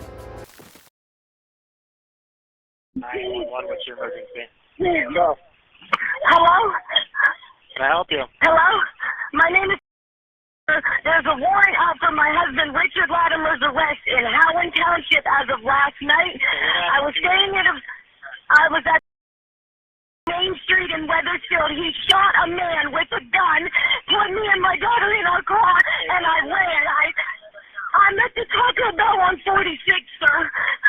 Please go to Main Street. He was there with the gun. He shot the man. Please, sir, help me. He's coming after me and my daughter. Okay, are you staying at the Taco Bell then? I'm at the Taco Bell using somebody's phone, sir. He took my phone. I have no shoes on my feet. I'm in a 2003 Buick Rendezvous. It's white, sir. I got to transfer you over to Weathersfield so they can send somebody to the Main Street address, and then I'm going to send one of my officers down to speak to you. So Okay, thank you. Hold on, don't hang Okay, up. I won't leave. I won't leave. Hey, don't hang up. I won't hang up. That sounds like it. No, man, please, I want her in the car in case he comes here. Baby, you have to stay here. Sit down. The cops are on their way, baby. You hear the sirens? They're coming here right now to help us. Honey, dispatch, can I help you? This is Austin. Female, hold on, ma'am. She's advising that there was possibly a shooting in Mill Ridge. She's in here in Austintown, so I have one of our officers go into her, but she needs Weathersfield to go to that address. No. What's the address? He's not in an apartment, man. He's in a house. It's Main Street. Okay. You think he was shot, or did you think he shot? No, my husband shot another man. My husband tried to kidnap me and my daughter. He had a gun, ma'am. Main Street. The man is there. I saw him shoot him, and he made me and my daughter leave the house. He tried to get in the car with us, and I locked the doors, and I took off down the street, and I came to where there were people, because I don't have a phone. He took my phone. Okay. Where is your husband? Richard Latimer is my husband. He's the one who shot the man. Okay, where's Richard? He was on foot, ma'am, with a gun, and I took off with our 9-year-old daughter. What kind of gun was it? I don't know. I don't know anything about guns, ma'am. I don't know. All right. Was it a handgun? Was it a rifle? Was it a shotgun? It was a handgun. He was holding it. It was black. That's all I saw. On the phone, the police are on their way. Okay, somebody needs to pick up my board, please. He said there's an officer. My name is Kat. The police are coming. They're going to be here. Yes. Do you know who the man was that your husband shot? Yes, his name is Dan Blevins. Sir, I don't know if he was driving. All I know is he broke through the back window of the house. Okay. Richard broke through the back window? Yes, ma'am. We're good, baby. The cops are on their way. They're coming. Oh, my God, I need a cigarette. Okay. He said he was going to kidnap you and who else? My daughter, my 9-year-old daughter. Did you see Dan get shot? I saw him shoot him, yes, ma'am. I didn't see, like, any blood or anything. I panicked. I did what he told me to do. Okay, so then how did you get away? My car was parked in the garage. He took Van's keys, opened the garage, told me and my daughter to get in. He said... Before the Tuesday evening call, Candace Latimer's husband, Richard, broke into Van Bleven's home through a back window and shot the 44-year-old. Latimer then tried to kidnap his daughter and wife, but his wife escaped to Taco Bell down the road, where she made the call. Bystanders stayed with the Austintown woman and child until police arrived and took them into protective custody. Latimer says her husband had planned to set the house alight. It is unclear whether Bleven was romantically involved with Candace Latimer. For the next few hours, authorities used Latimer's phone to track him down. His phone pinged at Giant Eagle before being turned off. Just after 9 p.m., his friends called 911 and said Latimer told them he would take his own life. The friend says he was frantic and hysterical while they were making plans to meet at Giant Eagle Plaza. When the shooter arrived at the scene, the unnamed friend and their partner got out of the car. As Latimer put the gun to his own head, police yelled for him to drop his weapon, but police shot him before he pulled the trigger. The officers who shot Latimer were cleared of all charges, as his behavior was consistent with suicide by cop. During the investigation into the incident, Tina Davies was arrested for tampering with evidence and obstructing justice. The 34-year-old was dating Latimer at the time of the shooting.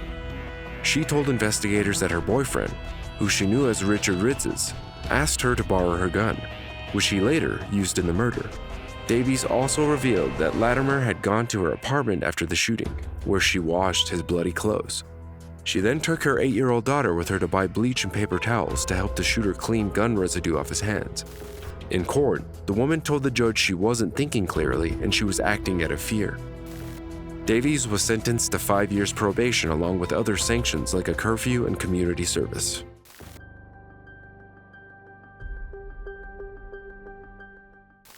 In a calm and collected call to 911 on Thursday, May 17, 2018, Mentor resident Russell Fritz admitted to killing his girlfriend.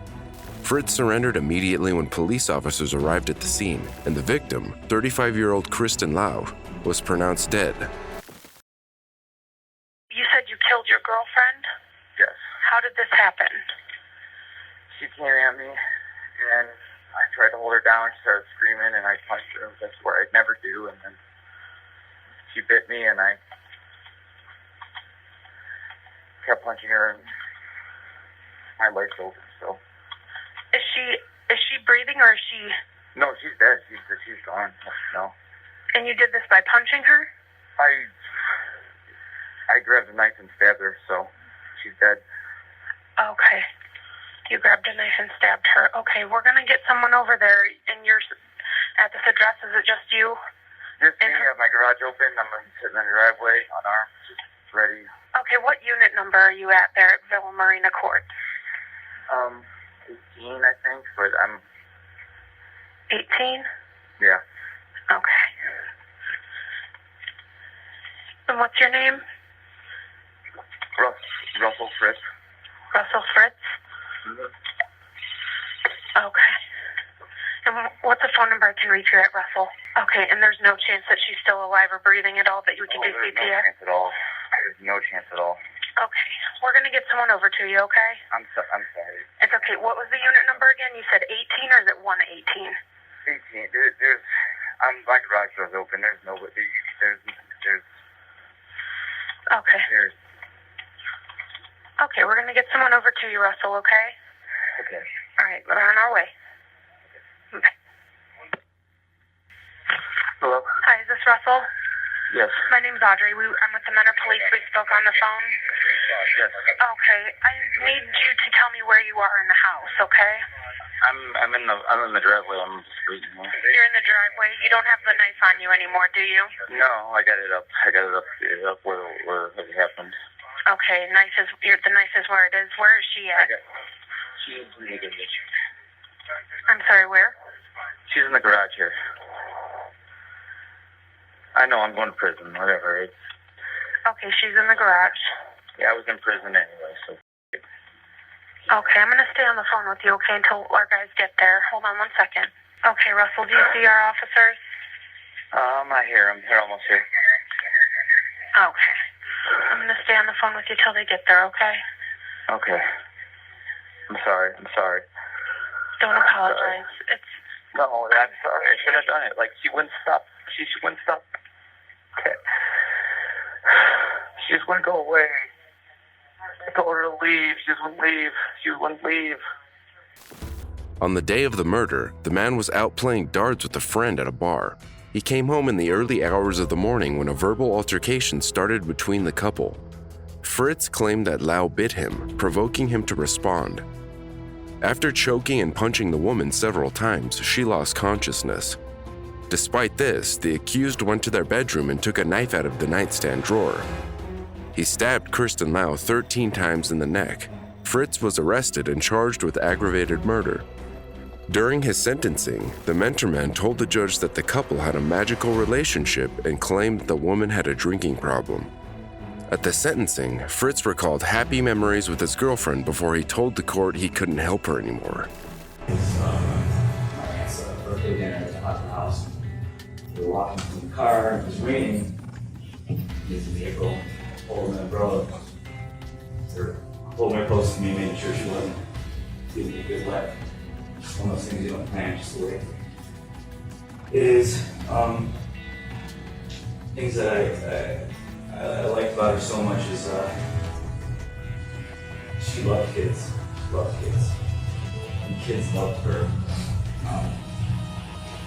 My nephew adored her. And I remember we went out for my sister's birthday. He made sure he sat next to her. You know, kids say the darndest things. He says, "I got lice." I said, "Oh, funny, he said to pick up mine." She started laughing, loved her laugh. According to the 38-year-old, the problem started around June 3, 2017, approximately 11 months before he killed her. Throughout Fritz's testimony, Judge John O'Donnell repeatedly questioned why he stayed with Lau since he spoke of an unbearable relationship, riddled with suicide threats and addiction. The sentencing was more than an hour long, including statements from both families. Fritz's family called him soft, compassionate, and trapped in a cycle. However, the victim's family pleaded for a maximum sentence. Lau's mother left the courtroom devastated after sharing her testimony. Ultimately, due to the degree of the incident and the number of stab wounds inflicted, Russell Fritz was sentenced to life in prison with $12,000 in restitution. He has no chance of parole. Kristen Lau's obituary says she will always be remembered for her beautiful smile and loving soul.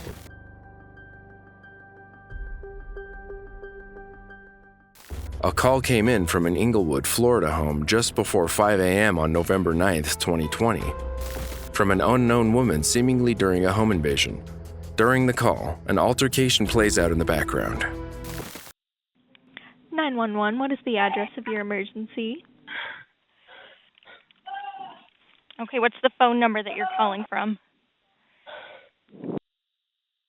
Number? Hello? What is the address here? What's the address? Turner Street. What's your last name?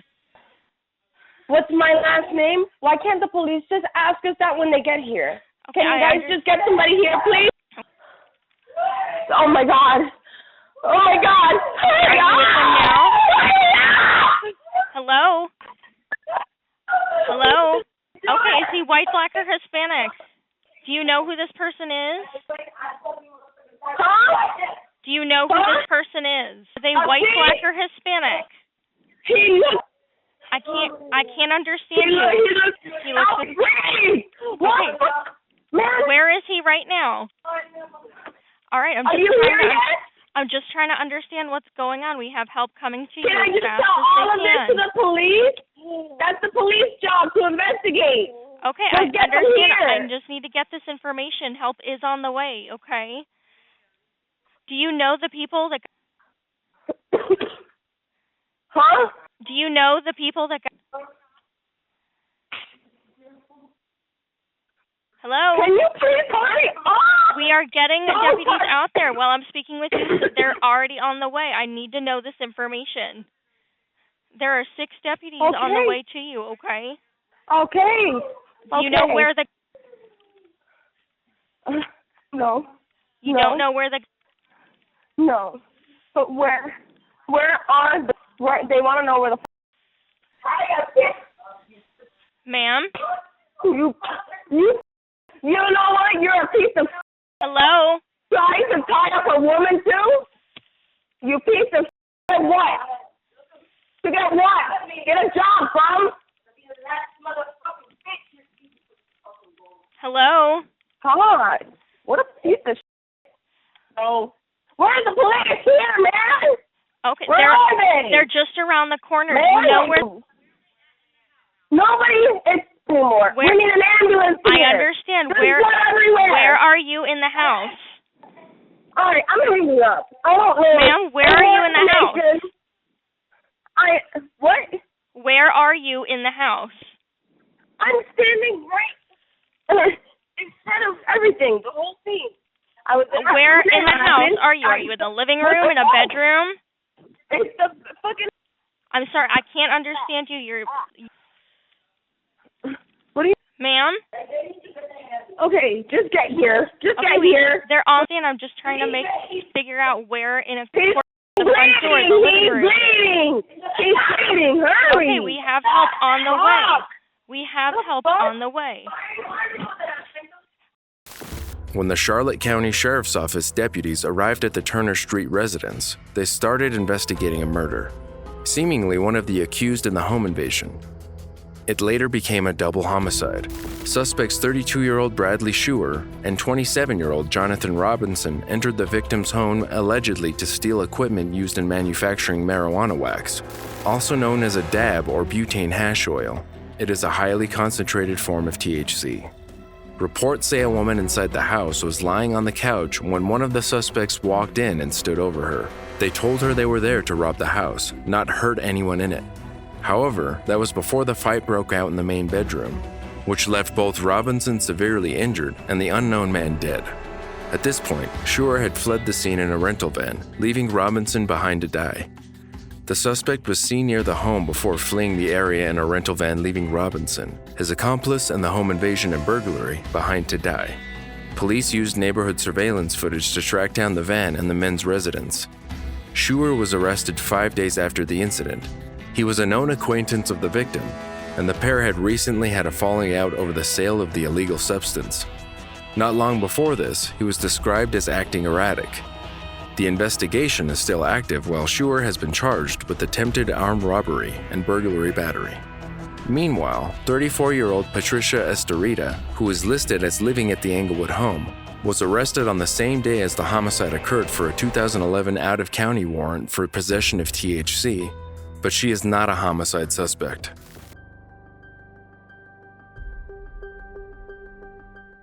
Only 2 weeks after Matthew Scully Hicks and his husband Craig formally adopted 18-month-old Elsie Hicks, he made a call to 999 because the little girl was unresponsive. Police and paramedics arrived at his Cardiff home just before 6:30 p.m. in May 2016 and found Elsie not breathing with no pulse. However, what first appeared to be an accident later turned into a complex murder trial. Ambulance. Ambulance, thank you. Welsh Ambulance Service. Please hold.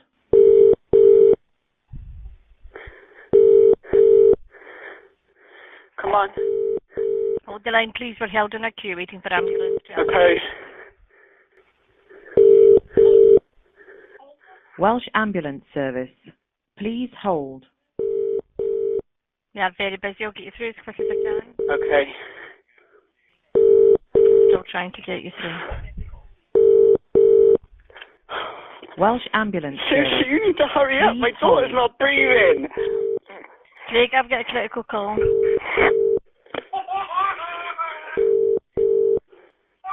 Welsh Ambulance Service. Please hold. Ambulance service, what's the full address of the emergency? Please repeat the full address to confirm. Please now confirm the telephone number you're calling from. Okay, tell me exactly what happened. I was just changing my daughter for bed, and then she went all floppy and limp, and now she's not doing anything. She's lying on the floor. Okay, you with her now, sir? I am. How old's your daughter? She's 18 months. Okay, is she awake? No. Is she breathing? No. Okay, you right by her now? Yep, I'm trying to do CPR. Okay, listen carefully now. I'm organising the help for you now. If you stay on the line and I'll tell you exactly what to do next, okay? So listen carefully, lay her flat on her back on the floor and remove any pillows. Yeah. Now kneel next to her and look in the mouth for any food or vomit. Is there anything in her mouth? No, it's clear. Okay, now place your hand on her forehead, your other hand under her neck, then carefully tilt the head back. Yep. And put your ear next to her mouth. Can you feel or hear any breathing? She's just took a breath in, but she's not breathing out. Right, look at her very closely. I want you to say now, every single time she takes a breath in, starting immediately. First breath. No breath. Nothing? No. Okay. Listen carefully, okay? I'm going to tell you how to give mouth to mouth. With her head carefully tilted back, pinch her nose closed and completely cover her mouth with your mouth. Then blow 2 regular breaths into the lungs, about 1 second each, just enough to make the chest rise with each breath. All right, so do those 2 breaths for me now. Yep. All right, tell me when you're done. Done. Did you feel the air going in and out? Yeah, I saw the chest go up. Okay, listen carefully and I'll tell you how to do resuscitation. Make sure she is flat on her back on the floor. Yep. All right, place the heel of your hand on the breastbone in the center of the chest, right between the nipples. Yep. Push down about 2 inches with only the heel of one hand touching the chest. Pump the chest hard and fast 30 times, at least twice per second, and let the chest come all the way up between pumps. Tell me when you're done. Yep. Okay, at this pace. 1, 2, 3, 4. 1, 2, 3, 4. She just took a breath in. Okay. As she's taken a breath, just like we did before, I want you to say now, every single time she takes a breath in, starting immediately. First breath. No. Okay, pump the chest then, like I gave you those instructions at this pace. 1, 2, 3, 4. 1, 2, 3, 4. Count out loud so I can count with you. 1, 2, 3, 4. 1, 2, 3, 4. 1, 2, 3, 4. Keep going. 1, 2, 3, 4. 1, 2, okay. 3, That's your 30. Now with your hand under her neck, pinch her nose closed and carefully tilt her head back again. Yeah. Give 2 more regular breaths, then pump the chest 30 more times. Make sure the heel of your hand is on the breastbone in the center of the chest, right between the nipples. Do you understand? Yeah. So from now on, give her 2 breaths, then 30 pumps, 2 breaths, then 30 pumps. Keep doing it until help can take over. All right, tell me when they're right with her, and if anything changes, tell me immediately, okay? Mhm. God. Okay. Have you done 2 breaths and 30 pumps? Yeah. Telling me what you're doing? No, okay. Breath. The child was rushed to the hospital, but her injuries were so severe that she died 4 days later. Fitness instructor and adoptive parent Matthew Scully Hicks was charged with her murder. The 31-year-old told police that Elsie had been fine throughout the day. She had been to her play group and had eaten at home. The father said he was changing the child's nappy on the rug in the living room and had then taken her clothes and dirty nappy out of the room. On returning a few minutes later, the 18-month-old was unresponsive. Experts brought in during the trial observed inconsistencies with the statement. 2 separate pediatricians agreed that the injuries indicated severe trauma. The first, Dr. Stephen Rose, said it was likely that Elsie Scully Hicks had been shaken violently and possibly knocked against a wall or a hard floor. The second, consultant pediatrician Dr. Marion McGowan, believed the injuries were all part of the singular event and agreed that the child had suffered significant trauma. Neither statement seemed far-fetched once previous suspicious injuries were brought to court. In fact, the chief of social services apologized for missing injuries inflicted on the little girl in the year-long assessment before she was killed, including a large bruise on her face and an upper leg fracture. On top of that, Scully Hicks called 999 about the child just months before. My daughter's fallen down the stairs. She's not responding to me. Okay, you with her now? Yeah. How old is she? She's 1. Elsie. The court was also presented with text messages where the fitness trainer referred to his adopted daughter as Satan dressed up in a baby grow, a psycho, and the exorcist. In addition, neighbors claimed to have heard Scully Hicks screaming at the baby to shut up. They told the court that the baby would cry often, but not in a way that made them feel they needed to report the parent. Elsie was placed with Scully Hicks and his husband, Craig, in September 2015, when she was 10 months old. During the adoption process, the couple was seen as a well-educated and articulate couple who were very well regarded by each of the agencies as good parents who had already successfully adopted. The little girl's biological family has expressed outrage, saying that she would still be alive today if she had not been taken away from them. Cyan O'Brien, Elsie's grandmother, said they were only told about her death 8 months after the incident. The toddler, originally named Shayla O'Brien, was removed from her mother in hospital 5 days after birth. Social services had deemed the mother was not in a position to care for the baby. Her grandmother had started court proceedings in January 2015, but Elsie was put up for adoption in May later that year. Their hopes of a reunion were crushed after her family found out about her death when social services visited the O'Briens in January 2017 to deliver the tragic news. Elsie's adoptive father, Craig Scully Hicks, was also devastated by the murder of his baby daughter at the hands of his husband. Throughout the trial, the 36-year-old broke down in court. He recalled the day his husband called to say their 18-month-old was not well. Craig rushed 100 miles from Leicester, where he was working, to the hospital in Cardiff. On arrival, he found his daughter on the operating table. Doctors told him she had a problem with her heart and they were working on her. He also tearfully told the jury their home was filled with love, and he wouldn't have tolerated anything had he suspected it. Regarding the first 999 call where his husband said he had tumbled down the stairs, Craig Scully Hicks wondered if scans had been done, whether her murder could have been prevented. According to his testimony, he was unaware of the symptoms he should have been looking for in the child and put most of the signs down to teething and allergies. Once Craig saw the medical evidence in court, he ended his relationship with Matthew. In November 2017, a jury convicted Matthew Scully Hicks of the murder. He was jailed for life with a minimum prison sentence of 18 years. In spite of all the evidence laid out in court on the conviction, Scully Hicks penned a letter from prison adamant he didn't kill the toddler. Friends of the murderer have subsequently set out to raise funds to overturn his conviction. In the letter, he claims Elsie was not a victim and he needed help proving his innocence from prison. Former school friend Hannah Scarr says in reality, everyone who has ever met Matthew would only say good things about him. They named the fundraiser the SHIP Project. The calls for funding were met with outrage, including comments appealing the justice system to bring back the death penalty, which may be what caused the website to be taken down.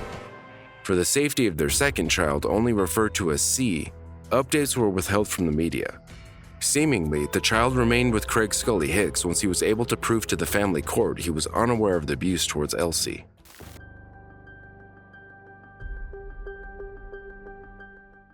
On November 25, 2015, a man called 911 to report what he believed was a murder. The man told dispatchers that his stepson, Brandon Twarrick, may have murdered his girlfriend Karen Holmes in their Perkins home. 911, where's your emergency? Yeah, it's 1500 East Bogart Road. What's going on, sir? My stepson, I think he might have murdered his girlfriend. He might have murdered his girlfriend? Yes, she's upstairs. I looked for a pulse and I just found her. Okay, sir. What is your son's name, okay? Brandon. He's in the hospital over at Port Clinton right now. Brandon, what's the last name? Twarrick. Twarek. Okay, what's the girl's name? Karen. Karen, what's her name? Last name? God, I can't even think of it. Okay. I'm sorry, I can't think of it. That's okay. All right. Does she have any physical wounds that you can see? Yeah, I just thought I came right down to the point. There's blood. Oh, okay. There's a lot of blood. Okay, there's a lot of blood? Okay, I don't want you to go. All right.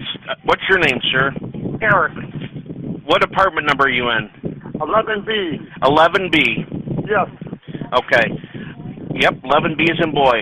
I need a squad, correct. I need police. There's a lot of blood. Yes. Okay, have they been having problems, sir? Eric, what's your last name? Yeah, they broke up about maybe a few weeks ago. He moved back in with I get the us. squad going. So. All right, hold on 1 second. All right. 2200 to Perkins Fire. Ambulance needed 1500 East Bogart Road. 11B for a possible homicide. 2200 to Perkins Fire. Ambulance needed 1500 East Bogart Road. Apartment 11B for a possible homicide. Perkins Police will also be en route. Okay, Eric, I need to know your last name. Orlef. O-R-N-L-E-F. O-R-L-E-F? O-R-N-L-E-F. Okay. All right. What's your son doing in the hospital in Port Clinton? I guess his grandmother used to live over in Marblehead. He went over there, and I guess they found him in a lawn or in his car or something, bleed with blood. Okay. I guess there was a cut to his hand. Is he okay? He's got a cut to his hand. Yes, that's what I heard. I haven't seen him, but that's what I heard from my wife. Okay. Let me pass this information to Perkins Police. Okay, I need you to hold on. Okay. 2200 Perkins Police responding to 1500 East Bogart Road. The suspect's name is going to be a Brandon Twarek, T-W-A-R-E-K. He is supposedly now at Port Clinton's Magruder Hospital with a cut to the hand. He was found with blood in that vicinity in Port Clinton. All right. This gentleman has found his son's girlfriend upstairs. Are you 100% sure she's deceased, sir? I'm not 100%, but I'm She's covered in blood. I mean, I went to feel her wrist. I didn't feel a pulse. You did not feel an... Okay, so no. You don't have a pulse. But like I said, I just came right to the phone right away. Hello? Okay. All right, so you did not feel a pulse, okay. No, I did not. Okay. All right. And you don't know Karen's last name? Holmes, I think it is. Holmes? Yeah. H-O-L-M-E-S? I'm Eric, up there. Okay. I saw one feel pulse, I didn't feel anything. I know, I'm freaking out, man. All right, Eric. Hello, are the police with you, sir? Yes. Okay, go ahead and speak with them, okay? Yes.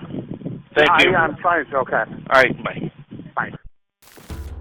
Investigations into the murder revealed that 22-year-old Karen Holmes had met with 29-year-old Twarek to get her personal belongings. She then ended up in his car and at his apartment, where he lived with his stepfather and stepmother. It was at their home that Twarek stabbed Holmes to death.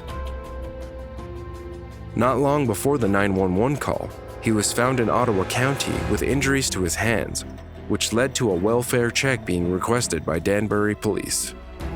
Unfortunately, they arrived too late. While the officers were en route, Twarek's stepfather made the gruesome discovery: Katie Holmes was already dead. The 29-year-old was arrested and had to be sedated while being treated for injuries to his hands because he was combative. The next day, police found Holmes' car at a gas station where video footage showed her getting into Twarek's vehicle. During a court hearing, her sister, Jessica Zufall, spoke about the 4 years of physical abuse and manipulation Holmes had endured while dating Twarek. She said her sister was finally free after breaking up with Twarek a short while before her murder. Zufall recounted how the night before Holmes was killed, they spent a quiet evening together where Karen said she is thankful for her family, some of the last words they would ever hear. The family also told the court that Twarek had used pictures of a guitar that belonged to her recently deceased father to lure her to the meeting. The accused blinked back tears during the testimonies, but cried when Judge Roger Bennett sentenced him to life in prison with parole eligibility after 20 years. Although the Holmes family was relieved that justice was served, her mother, Cecilia, still told Twark she didn't understand why he did it, and the sentence wouldn't bring her daughter back. Karen Holmes' memory lives on in the form of a scholarship at E. Hove School of Practical Nursing. At the school's 25th year dinner on April 26, 2016, her sister and friends spoke in support of the scholarship. Karen was a student at the school when she was murdered. A silent auction was held to raise funds for the newly formed scholarship. For more True 911 calls, watch this episode next.